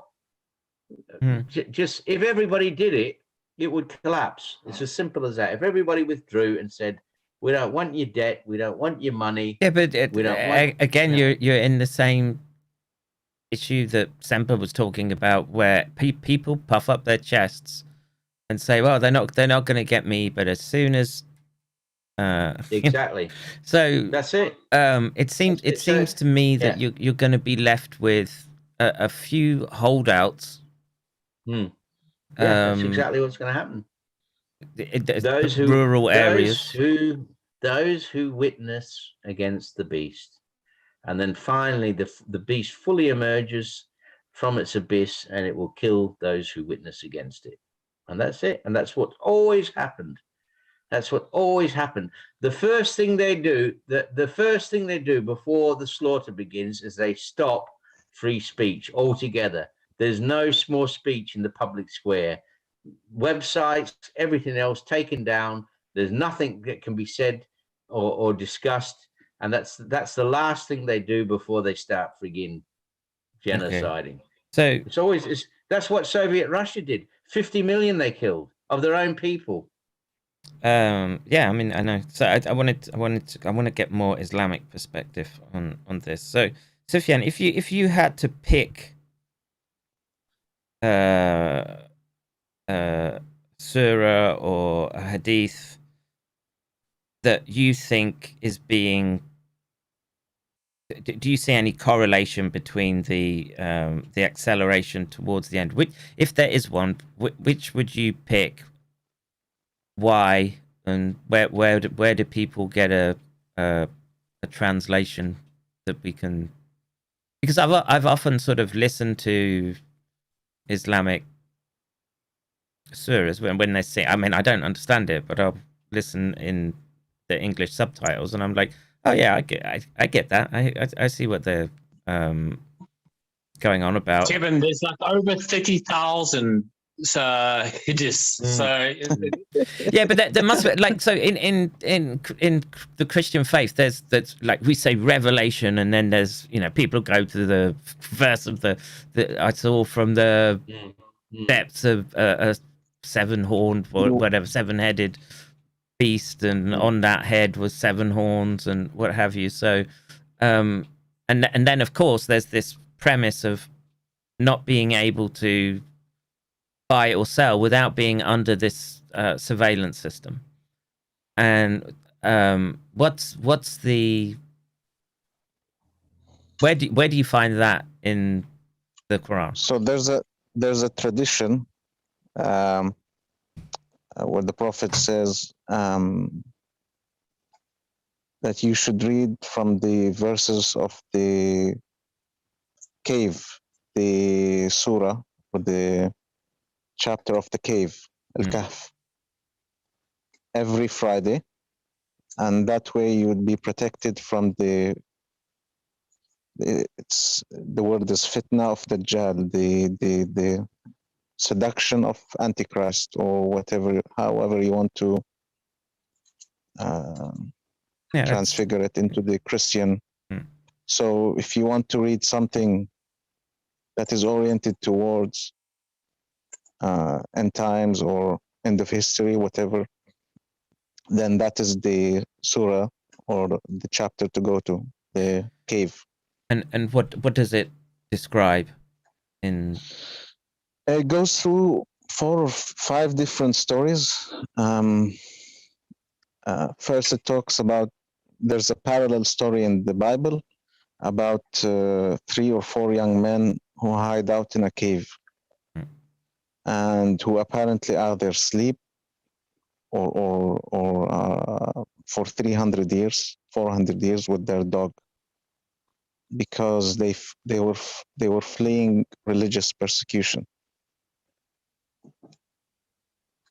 So they wake up after the sojourn and they send one of their friends to the town, and they ask him to see if the people are still the same, and they tell him, watch out that they don't recognize you. So that's the first section of it. The second section is about Moses, and there's a figure called Al-Khidr in Islamic mysticism. The story goes, God tells Moses to go and learn from this man. So Moses finds him. He tells him, I want to accompany you. I want to learn from you, essentially. So they go, they see a child. Sorry, no. They go and see a boat, very new boat. The the captain was happy with it. Everything is okay. But then this Khidr character breaks the boat or just mutilates it. And Moses gets outraged. Why did you do that? He said, you have to wait. Only after you've waited, you will see the wisdom of my action. So they go through these, I don't know, what do you want to call them? These events together. And then it turns out, for example, that the boat, he broke that part of the boat because the king would have seized it had he seen it, because the king was coming through that area. So it's it's not like Revelation. It's not picturesque, it's not straightforward like the Revelations, but the symbolism is there about many things. And I haven't touched this like in years now. Yeah, I mean, look, this is a sort of general interest. I mean, I'm listening to other people here, and I claim interest only, and I know that there are other people that have put time in, like Paul, or someone that has a different cultural view. So that was sort of coming out at the beginning when you were talking about, well, were Jews really expelled? How accurate is our history? All these things I think are important right now to to understand, because again, this comes down to the science has gone wayward. It's the science that behind the technology that's building this digital prison around us. And I don't know, but perhaps we can learn from each other. I don't know. If there's merit to prophetic divination, I guess. I don't know if that's the right word, but from the neuroscience perspective, I could hypothesize mechanisms whereby consciousness sort of goes to these, whether dream states or whatever you want to call them, that they can operate sort of outside time. I think that's actually one, which was empty. And I'm there's a degree of frustration that I have right now, which is that we've blown past all the routine politics. Everything's changed really quickly, and it seems to me that they're going to do everything that they can to push this system. The fact that you've got a passport system in the Middle East, to me, strikes me as I wouldn't have expected that. Let's put it that way. And that's not a reflection on the infrastructure or anything. I just figured that there would be more pushback. Yeah. Look, but look, this is something. By the way, I'm now in Jordan, so I'm traveling. But I've encountered people I think most people are just forging their passports. All right, the Middle East isn't letting us down just yet, right? It's. Hey, but this is exactly what they want. They want people to forge their documents, because what they'll do is they'll turn around. I mean, JC just said this on his stream. It forces the chip issue, right? It forces the fact that you will need biometric data that you carry on you. So, because otherwise anybody can forge it. That's exactly what they want.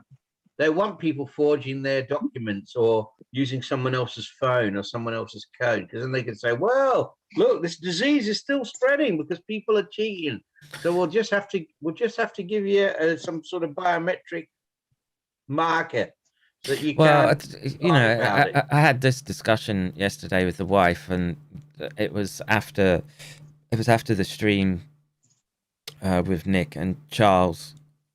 But someone in my chat said that they're trying to change the constitution of Japan to allow mandating of vaccines, and I thought we were lucking out, right? But I think that they will force it through, and I think that they'll try. It's a worldwide monster who can make war against the beast.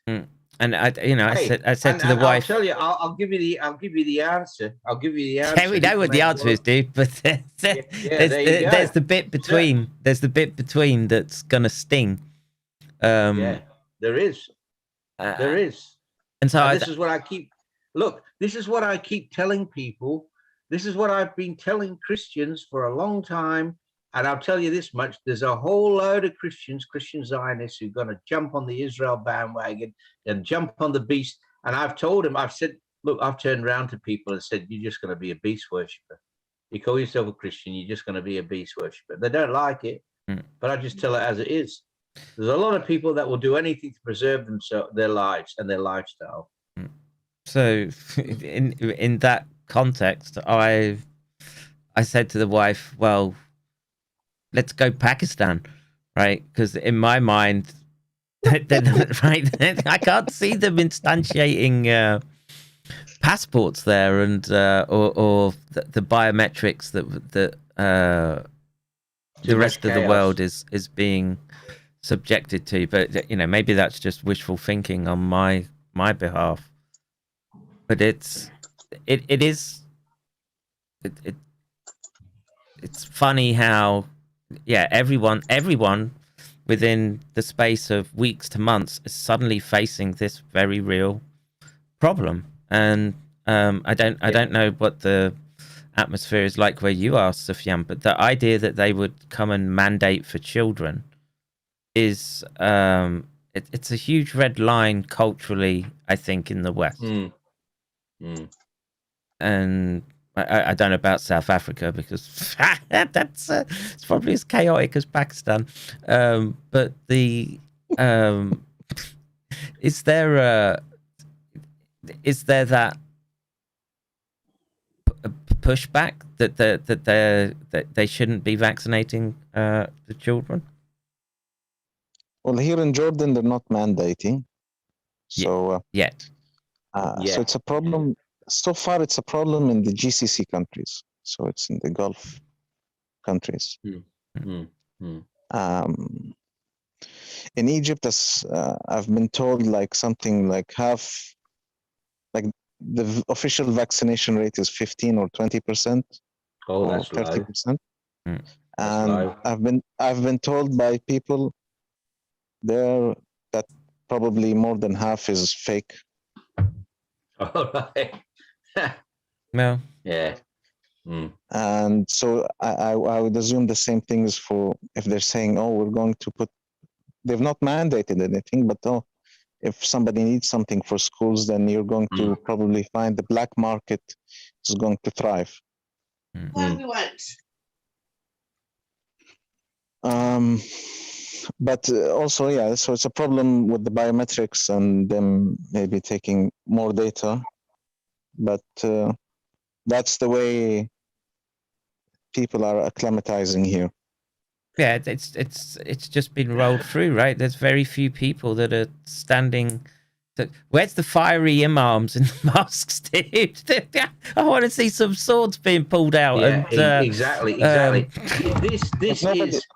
This is the problem, but nobody understands like the science. So it's come through the prism of biology, microbiology. It's pseudoscience. It's not real science. I'm saying my meaning is that they're putting into the system through the medical system. So they're instantiating their their new order through the medical system, and how many people will understand the complexities of what's happening, of the virus, the geopolitics, and then you have the vaccines and all of this put together. It's it's just incredible. If you said this to anybody 2 years ago, they would have laughed at you and just said you're just nuts. But you look what's happened in the last 2 years. It's incredible what they've achieved and how clever they've been. And they have used health as the wedge for Bolshevism. They've used, Bolshevism, communitarianism, whatever you want to call it, techno-fascism, whatever you want to call it. They've used health as the wedge, And I just watched I don't know, Chris Matteson, whatever his name is. He just had an interview with that psychologist, that Belgian guy, on mass formation, which is a form of mass hypnosis. And he gave a very good talk to this psychologist, and he hit the nail on the head. This is a form of hypnosis. It's like people are under a spell. It really is. I mean, when you get people that, like you showed that lady the other day, her husband, her brother had died from a blood clot. He walked around for 5 days with a freaking headache, right? And then decided he wanted to go to hospital. And she's there on the BBC saying, well, he died of a blood clot, but it's very rare, so get your vaccine. And you look at people, you think they're absolutely mad. Or that girl that you showed who said, I had my vaccine and I feel so sick. That one's bad. Great. But go get your next vaccine because I love my vaccines. And you look at people and you think they're being it's like they're under a spell. It really it's is. Cognitive dissonance. You know what I mean? That's exactly what it is. They're giving opposite signals, and the person in the middle just gets brainwashed in a sense. They don't know what is right, what is not. And then you must remember, a lot of people have high trust there's high trustness within people. So especially like Caucasian people, we want to believe our governments. Fuck the governments. That's all I know. Wait. Fuck these gaffers! Do you guys hear my soundboard when I press anything? Did you get the? I haven't heard anything. Really? I can't do the. I haven't heard anything. No. God damn it!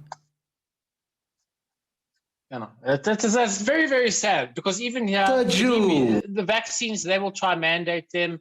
Majority of whites will get them. Okay. I refuse. Even at work, I have these people telling, "Oh, but you must get the vaccine." I'm like, well, no, not a chance. They're going to mandate it. I'm just like, okay, I'll work from home. I'm okay. You know what I mean? I don't have your job. I've got my job. Yeah. Which is completely different from their job. But it's gonna get bad. I mean, I don't like to be the black pillar and the whatever, but it's gonna get bad because they control everything. If they control the corporations, they control everything, and people can't see what's happening. I've never seen people I was about to swear, so dumb. People are fucking stupid. You can say it. People are fucking idiots. Well, they are fucking stupid. I've never sworn I never used to swear much. Look, I worked as a senior chemist in the chemical works, and there were a lot of men there, you know, and they swore all the time. I never swore, but boy, have I sworn a lot of this last 2 years. Effing this and effing that. Because people don't expect. Yeah, people are not expecting a curveball from the health, like from your doctor. That's right. They don't expect it. They and especially doctors are trusted. The medical system is trusted. People trust their lives. They go in for operations. They go for advice. You know, so they've honed in on the one thing they can.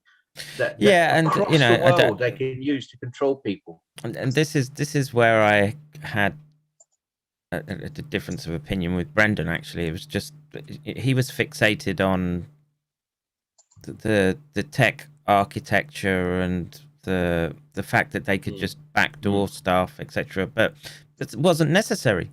Not necessary once you've hooked people into systems that they're in from birth, right? You're born in a hospital, and most will get some shot or vaccine.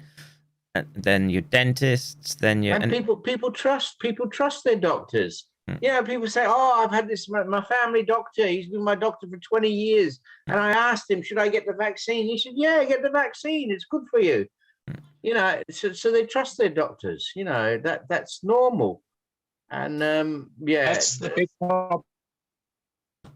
I didn't hear that, Burgle. Say that What is again. that? Like myself, I don't even have a doctor. I've only been to hospital 3 times in my life. You know what I mean? So Prophet Burgle made from stone. Rock hard. was that for gunshot wounds? no. For stitches, and I dislocated my jaw once while sitting on the bed, and then the next day I try to organize. I go to the government hospital, and then the dude's saying, "Oh, there's nothing wrong with my jaw," but like now my jaw is like crooked a bit. You know what I mean? One side shifts more to the other side, and it's like, but bro, like I nearly passed out because of this shit. I was like, I accidentally slipped. I was sitting. Hey, the first punch you get to the face will straighten it up for you.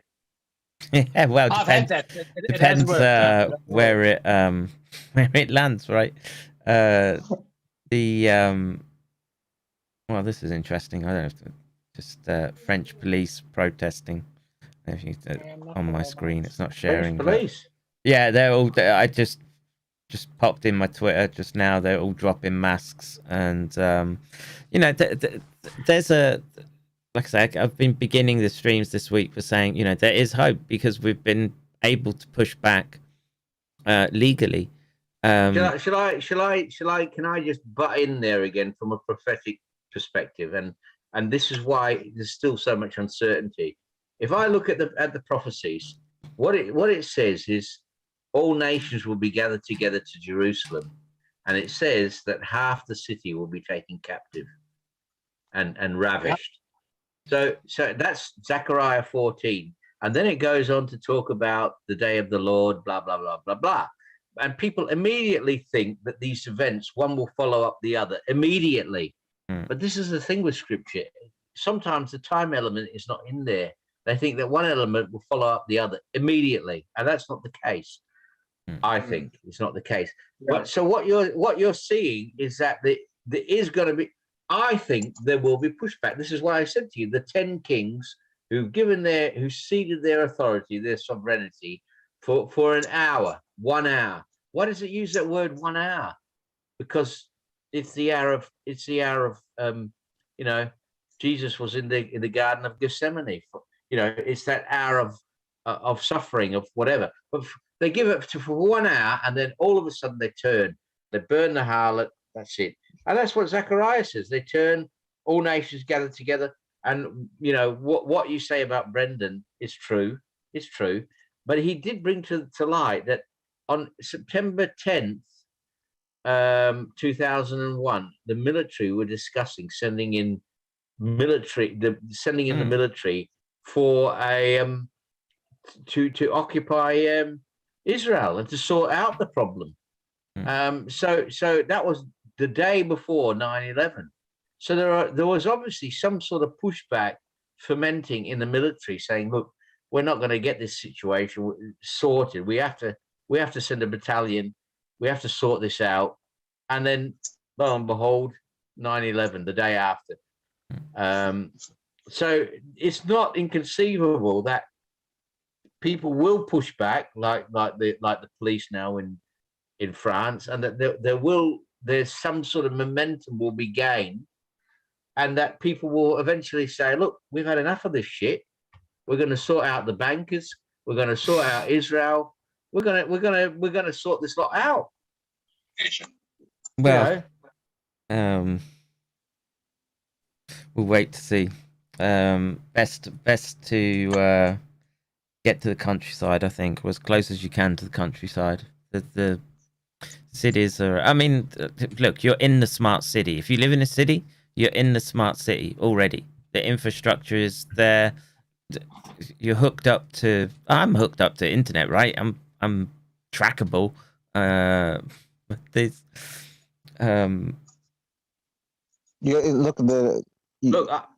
people will have to learn to live in the dark, like in the black market, using that. Yeah, you're right. You're right. That's what's gonna. But the thing is, Sufyan, yeah, your people, a lot of your people in the Middle East, have suffered through a lot of war, brought there by the likes of America, and being used as a tool for Israeli expansionism and whatever else was going on.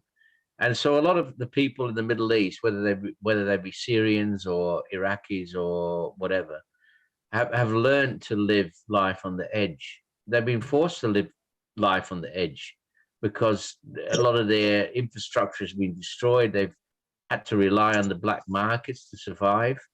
But in the West, people are pampered, and they're addicted to the corporations and to this luxury. Yes, and this is where this nudge is coming from in this winter, which is, those things that you used to think were easy to get. Guess what? You don't get them anymore. That's right. And that's right. Right. Yeah, that's right. So I was talking to a farmer yesterday, just here down in the Jordan Valley. He's broke. He's actually in debt, heavily in debt, but the banks won't even approach his house because this area here is all like tribal areas. So they know they don't go and try to arrest somebody. But that's there's learn from that. You know, he got sentenced. And this is the way to do it. Communities that stick together and have each other's back. That's let me just add. There's more. The police,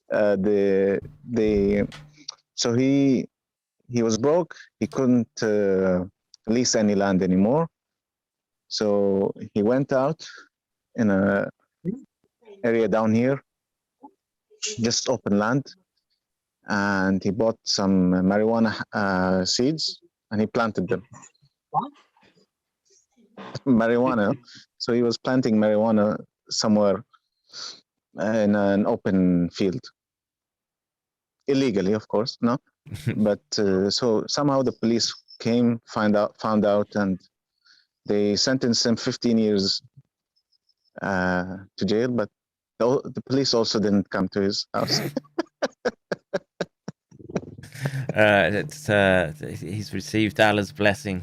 That's all I can say. I wish I could get away with things like that.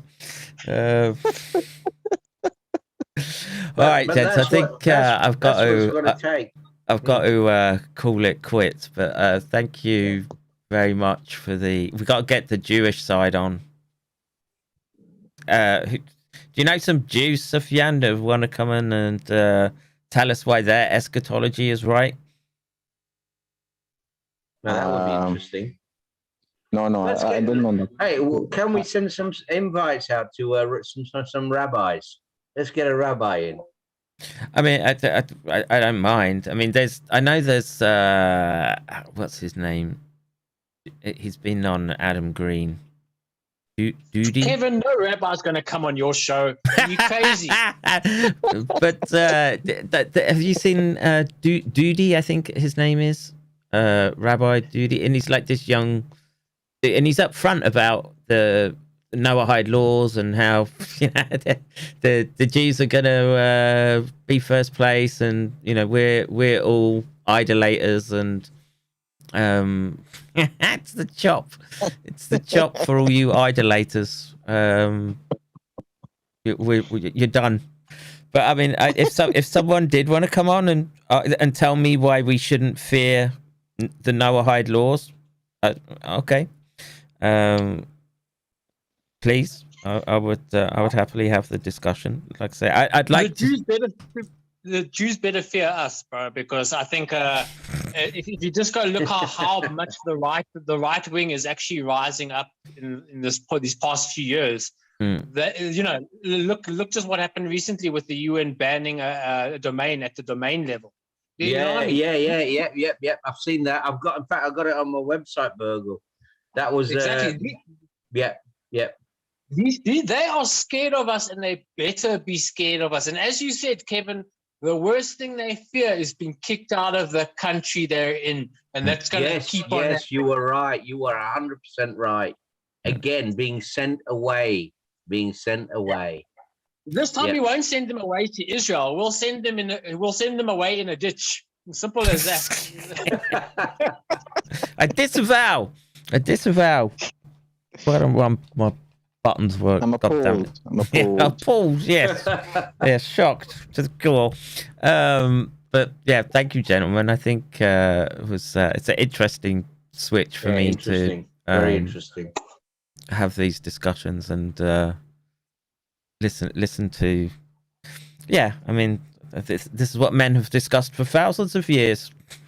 the wrath of God is coming. Take those homos out. Those subverting Jews. That's right. That's true. It is. How expensive is land there in Japan?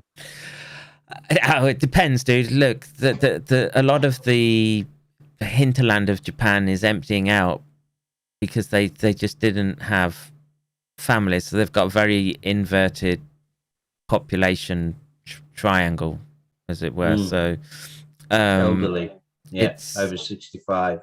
It's okay to, like I say, I managed to buy a house for the price of a not even an expensive car, sort of $30,000. Wow. But it was a house no one wanted. But in this respect, it took everything that I'd been working for, because you don't earn any money doing academic work, and everything went into just getting that. And I'm telling you, man, the relief, because I'd been so shiftless. Every couple of years, got move on, new rent, and I was like, oh man, that was to have your own spot. Yeah. Nowhere to lay my hat. Yeah. And that's what I would think. Sorry, dude. You got land here. You just have to come get it and then fight for it. Yes, I'm waiting, Burgle. I'm getting too old. My sons will come down. I'll just watch. Bro, there's going to be old people fighting in what's coming, bro. It's not just going to be young people, bro. You must remember, go look at all the Boer Wars and you'll see there's like 60 to 70-year-olds with 16-year-olds to 15-year-olds all fighting together. It's the way it worked. All right, so yeah. Wow. Yeah. Again, back to Burgle's place when it kicks off. Hey, I tell you what, they gave those English a bloody nose. They did. The first time around, yeah. The second time around, they went and they created concentration camps for us. Yes, I know. And deliberately spread TB and diseases. Oh, concentration. English fair play. Yeah, I was just going to say that concentration camps and biowarfare. Nice. Sounds familiar, right? Hey, Churchill was there, wasn't he? Yeah. Wasn't Churchill down in South Africa?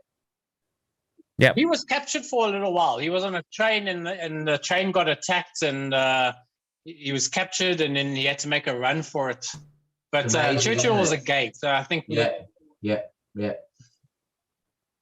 I just want to give one thing, okay? I wanted to say this earlier. Okay, I noticed another pattern earlier this year, dealing with the Great African War, okay? The first Great African War, which was from August the 2nd, 1998 to July the 18th, 2013. That's 4 years, 11 months, 2 weeks, and 4 days, okay?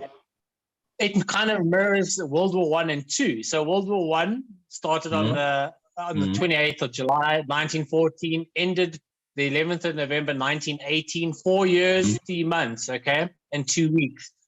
Then we go into the gap between World War I and World War II was 21 years, okay, so a 21-year gap. Yeah. World War II starts on September the 1st, 1939, ends September the 2nd, 1945. 6 years and 1 day. So what I've noticed with the African Great War that we experienced, we're on year 18. So 3 more years to go. And that's 2024. I'm skimming. That's when a lot of things are going to start kicking off, or 2023. Hey. So Russia will invade Europe. You're going to see invasion. I don't know what prophetic book or prophetic visions you're talking from, but I can tell you now that 223, 224 are going to be the top of the wave of what's coming. Yeah. And that is cosmologically and everything else. I'll be honest with you. I don't expect to be around after 223. That's my fight to your last breath, son. How old are you? How old are you now? 61. I reckon I won't make it to 63. Nah, you will. I guarantee you'll make it into your 70s. Nah. I guarantee you. I don't care. Honestly, I don't care now. And I honestly mean that. I don't care. I'm just going to do the right thing. I'm going to try and hold my family together. I'm going to try and snatch as many people out the fire as I can, and that's it. That's my task now to the end. Whatever. I'm accepting whatever comes. I accept now, and I know this is going to get this. People think I'm just talking crap, but I'm telling you, this is going to get hinky. It really will. Oh, one time. It's just gonna go off the hinges. I'm not joking. Like it hasn't already. They're coming for kids in a couple of months. Kevin, what do you think? Okay, probably next year, 2022, the Queen will die. When that happens, yeah, that's hardly. She's on her last legs, dude. You're going to see crazy shit. The Turkey's already starting its invasion of Africa, okay, with Libya and whatnot. And if you go look around at certain nations, like down in Mozambique, the northern Mozambique, there's I wouldn't. They say it's ISIS, but I wouldn't doubt that it's actually a Turkish operation that's actually going on there. That's interesting. So remember, these things are going to happen. The whole majority of Africa is going to be in civil war, and you can see that's already starting. So there's going to be a lot of civil war. A lot of these blacks. I'm telling you now. They want Africa. The EU wants Africa. China wants Africa. The Sahel region. You look at the front page of the Time magazine. It's got that chunk of Africa, the Sahel, when and it says the Great Reset, and it's got built up some scaffolding, and it's got a chunk pulled out of the Sahel region, because that and the Middle East are going to be where everything is happening. The Sahel region is far bigger than the whole of America. I'm going with Christopher Beckness on this. I want just stick with European forefathers and their traditions. And but the point is that civilization and everything else all relies on one thing, and that's food. Yeah, wherever food can be grown, and this is where civilizations fall. Food and water, yeah, exactly. They go together. But this is where civilizations fall, where there's no food and no water, where governments can't provide the food and water, but they've got the plan already. Bill Gates has bought all this land in America, and he's invested in Beyond Meat and all these other things. So what they're going to do is they're going to lock you up in a nice little pod, and they're going to feed you synthetic shit. Right? Yeah, that's what you're going to. That's what these people are mad. Wow, yeah, man. Bill Gates is Jew. I hope you know that. He's a Jew. I know that. I've yet to see damning proof of that, but Kevin, I've done the genealogy. Must I show you his mother? Yeah, I've seen it. Yeah, I've seen it. The Jew. Yes, there we go. Find the genealogy pictures I took. I've seen the Jew. Always comes through. Remember, his mother's a Maxwell. His mother's a his Maxwell. mother's a Maxwell. That's right, a Maxwell. Oh no shit. Yeah, his mother's a Maxwell, and she's related. I've seen Virgil's. In fact, I posted it on one of my blog posts. He's Jewish. Charles Schwab is Jewish. They're all Jewish. I know. I mean, look, there's this thing. There's a lot of them. I get it, right? But if you get into they're everywhere and controlling everything, I do think that's just falling for propaganda, right? You're setting yourself up for defeat. Yes. Look, it's not just them. It's not just them. There's an elite out there. There are bloodlines of people who've cooperated. Look, the British Empire would not exist without the cooperation of the Jews. The British Empire, the British built their empire with the help of Jews. They had a Jewish prime minister. Virgil, let me ask you a question. Rothschild, are they Jewish? Yes. Okay, so someone was arguing with me yesterday that they're not. They were just. No, they are. They pretend Jewish. Jewish. It's just the sons. Well, one went to France, one went to England. Yeah. Germany. But this is a very interesting question because, right, some will say they're Kazakhs and that the Jews are not really Jews, but they come from the Kazakhstan, which all converted. Not Kazakhstan. What are they called? Kazakhstan. The Pale settlements. Yeah, they all converted to Judaism, blah blah blah. You know, there was some conversion, but whether that's the truth or not, they're trying to say all Ashkenazi Jews are not really Jews, not related to the Middle East. I mean, you just do the genetics on it. There is definitely. They're not related. Yeah, they're not. They're not. Exactly. They're not related. Well, I think we've taken the what's a Jew question that next level. So, hey, do you want to hear my take on the Rothschilds? Do you want to hear my little biblical take? Go on, and well, this is for Dark Math. I'll tell you this. Dark Math, if you're listening. Do you know what Rothschild means? It means red shield. Red shield, yeah. Yep. Red shield, and it's a German for red shield. And you know what I think? Why I think that's so relevant? Because they must have chosen that name, Rothschild, because they did. They hung an emblem. Some houses call themselves the Schiff. You know, the Schiff, the German, the Schiff family, or Rothschild. They hung a little shield in front of their house, which was a little red shield, and that's how their house was identified in the Judenstrasse, in Frankfurt. From the 1600s or 1500s or whatever. But the point is that their name means red shield. And I think this is very relevant because God said to Abraham, when Abraham was, Abraham believed God and he counted it for righteousness. And God said to Abraham, I am thy reward and thy very great shield. I am your reward and your shield.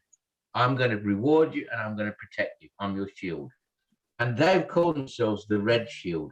And if you look in Hebrew, the word for red can either mean, in the Hebrew, it comes from the word Adam or Edom, because those two words are very, very, very closely associated. So it means basically the shield of man.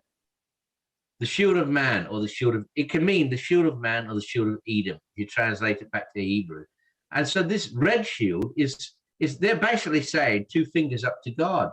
We will do it through our banking. This is what I've said all along. Jacob and deception. We stuff you, we'll do it ourselves.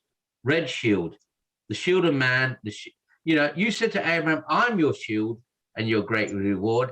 No, forget it. We're the shield. We're the red shield. We're the shield of man or the shield of Edom. And the thing is, the Edomites, this I find this so amusing. The Jews say that the Gentiles, and they even said this of the Romans, they said this of the Romans and of the Gentiles, that they're Edomites. They called the Gentiles and the Romans at the time, 2 centuries ago, they called them Edomites. But the point is that Edom was the brother, the full brother of Jacob. Jacob and Edom were brothers, and Jacob cheated Edom out of his birthright. Yeah, but is it So this dichotomy is aren't the Gentile nations called Edomites by the Jews? yeah, exactly. They call them Edomites. So this red shield, I don't know what it means, but if it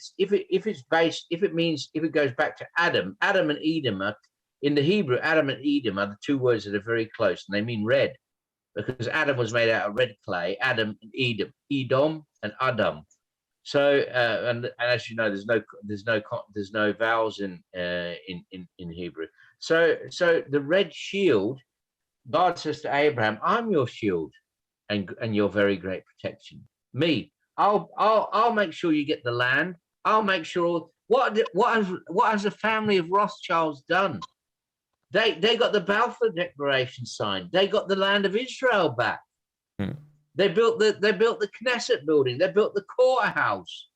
Yeah. So here you've got red shield, right? Saying, "Oh, stuff you. You're going to be Abraham's shield and his protection."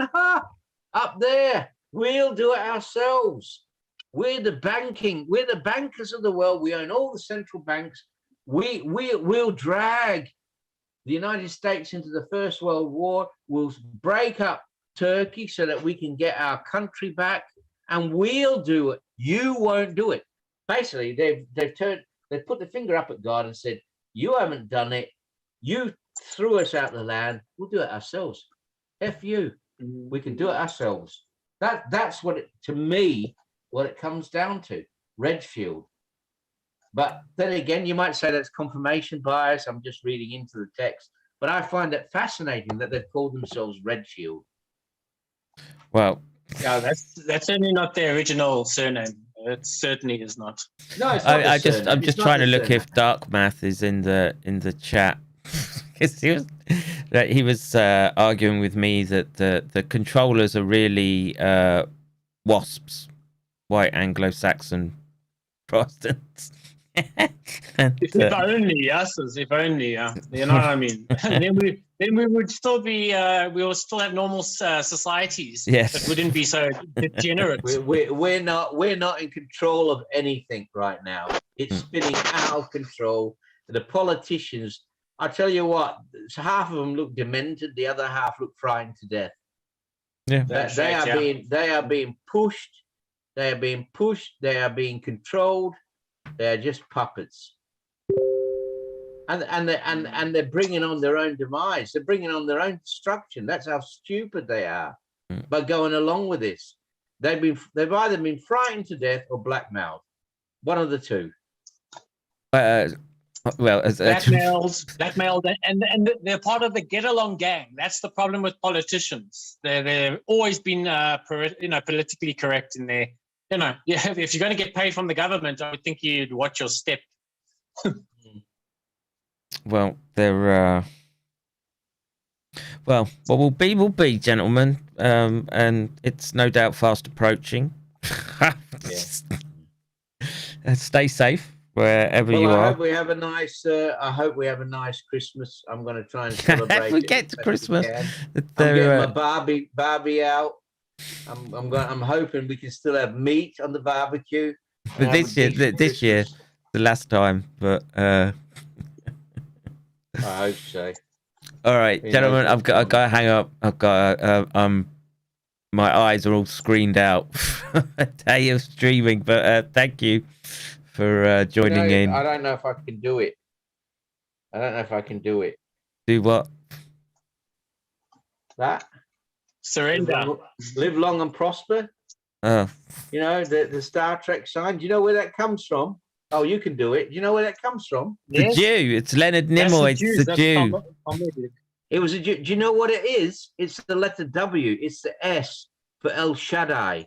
And the name El Shaddai means the God who prospers, who makes you prosper. It's about fecundity. The God who gives you fertility. So you have progeny. So when he says, I can't do it, when he says live long and prosper. The rabbis used to come out on the holy feast, and they used to come out with both hands up like this, which is a letter W, which is the S, and which is S for Shaddai. Live long and prosper. There you go. Yes. Damn Jews. Live long and prosper. Yeah, them Jews, they're even in outer space with their fucking federation. It's not good enough to have Earth. They want to take over the universe. I tell you what, wasn't there a little, well, not a little, but they were claiming origin. I don't know. This was pretty recent. Origin from space, and oh god, what was the? I know there was the. Well, he was a military politician who said there's aliens, and there's someone was saying like like Jews come from another galaxy or something. Yes, like I said that. Was that you, Bergel? Yes, that was me. Okay.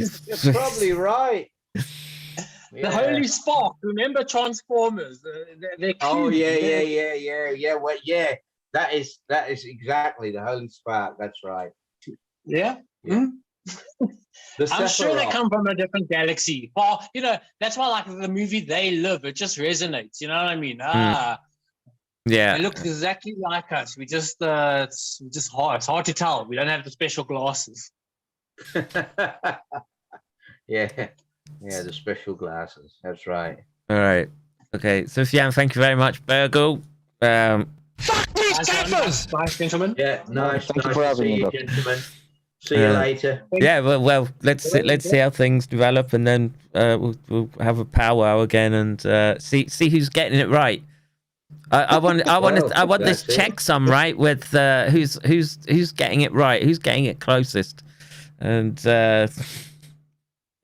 we'll keep I don't following think it. the Jews come from here, so I think I might be ahead of my time. Okay. All right, I'm hanging up. Take care, guys. See you later. Bye-bye. See you guys. All right, folks. Well, we'll finish this.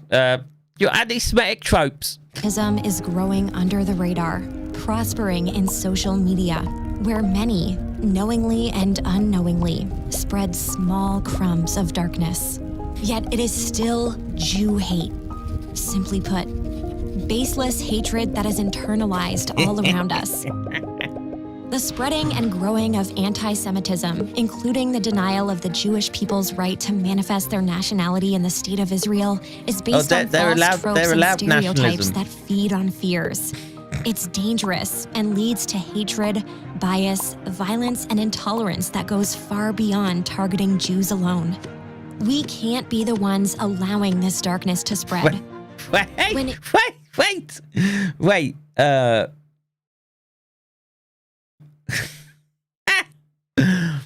All Muslims are terrorists. All right, it's a general thing of hatred, but right in the middle there, white power. It's the whitey. White is doing all this. White is doing all this, and of course, God hates gays. It's you, whitey. When in a group of people, listen to what others or even yourself might be saying. Before you share something online, pay attention to the content. Don't be a Jew, chip in. Yeah, let me just check the. Let me just see if there's any donos there. No, not a one. You're all The Jew. Starts as a burden for Jews quickly becomes a dark cloud over all of us. The darkness of anti-Semitism, the baseless hatred of Jews, only dissolves when you shine a light on it. You're the one who can call it out. You're the one who can change the conversation. So, Muslims are in their...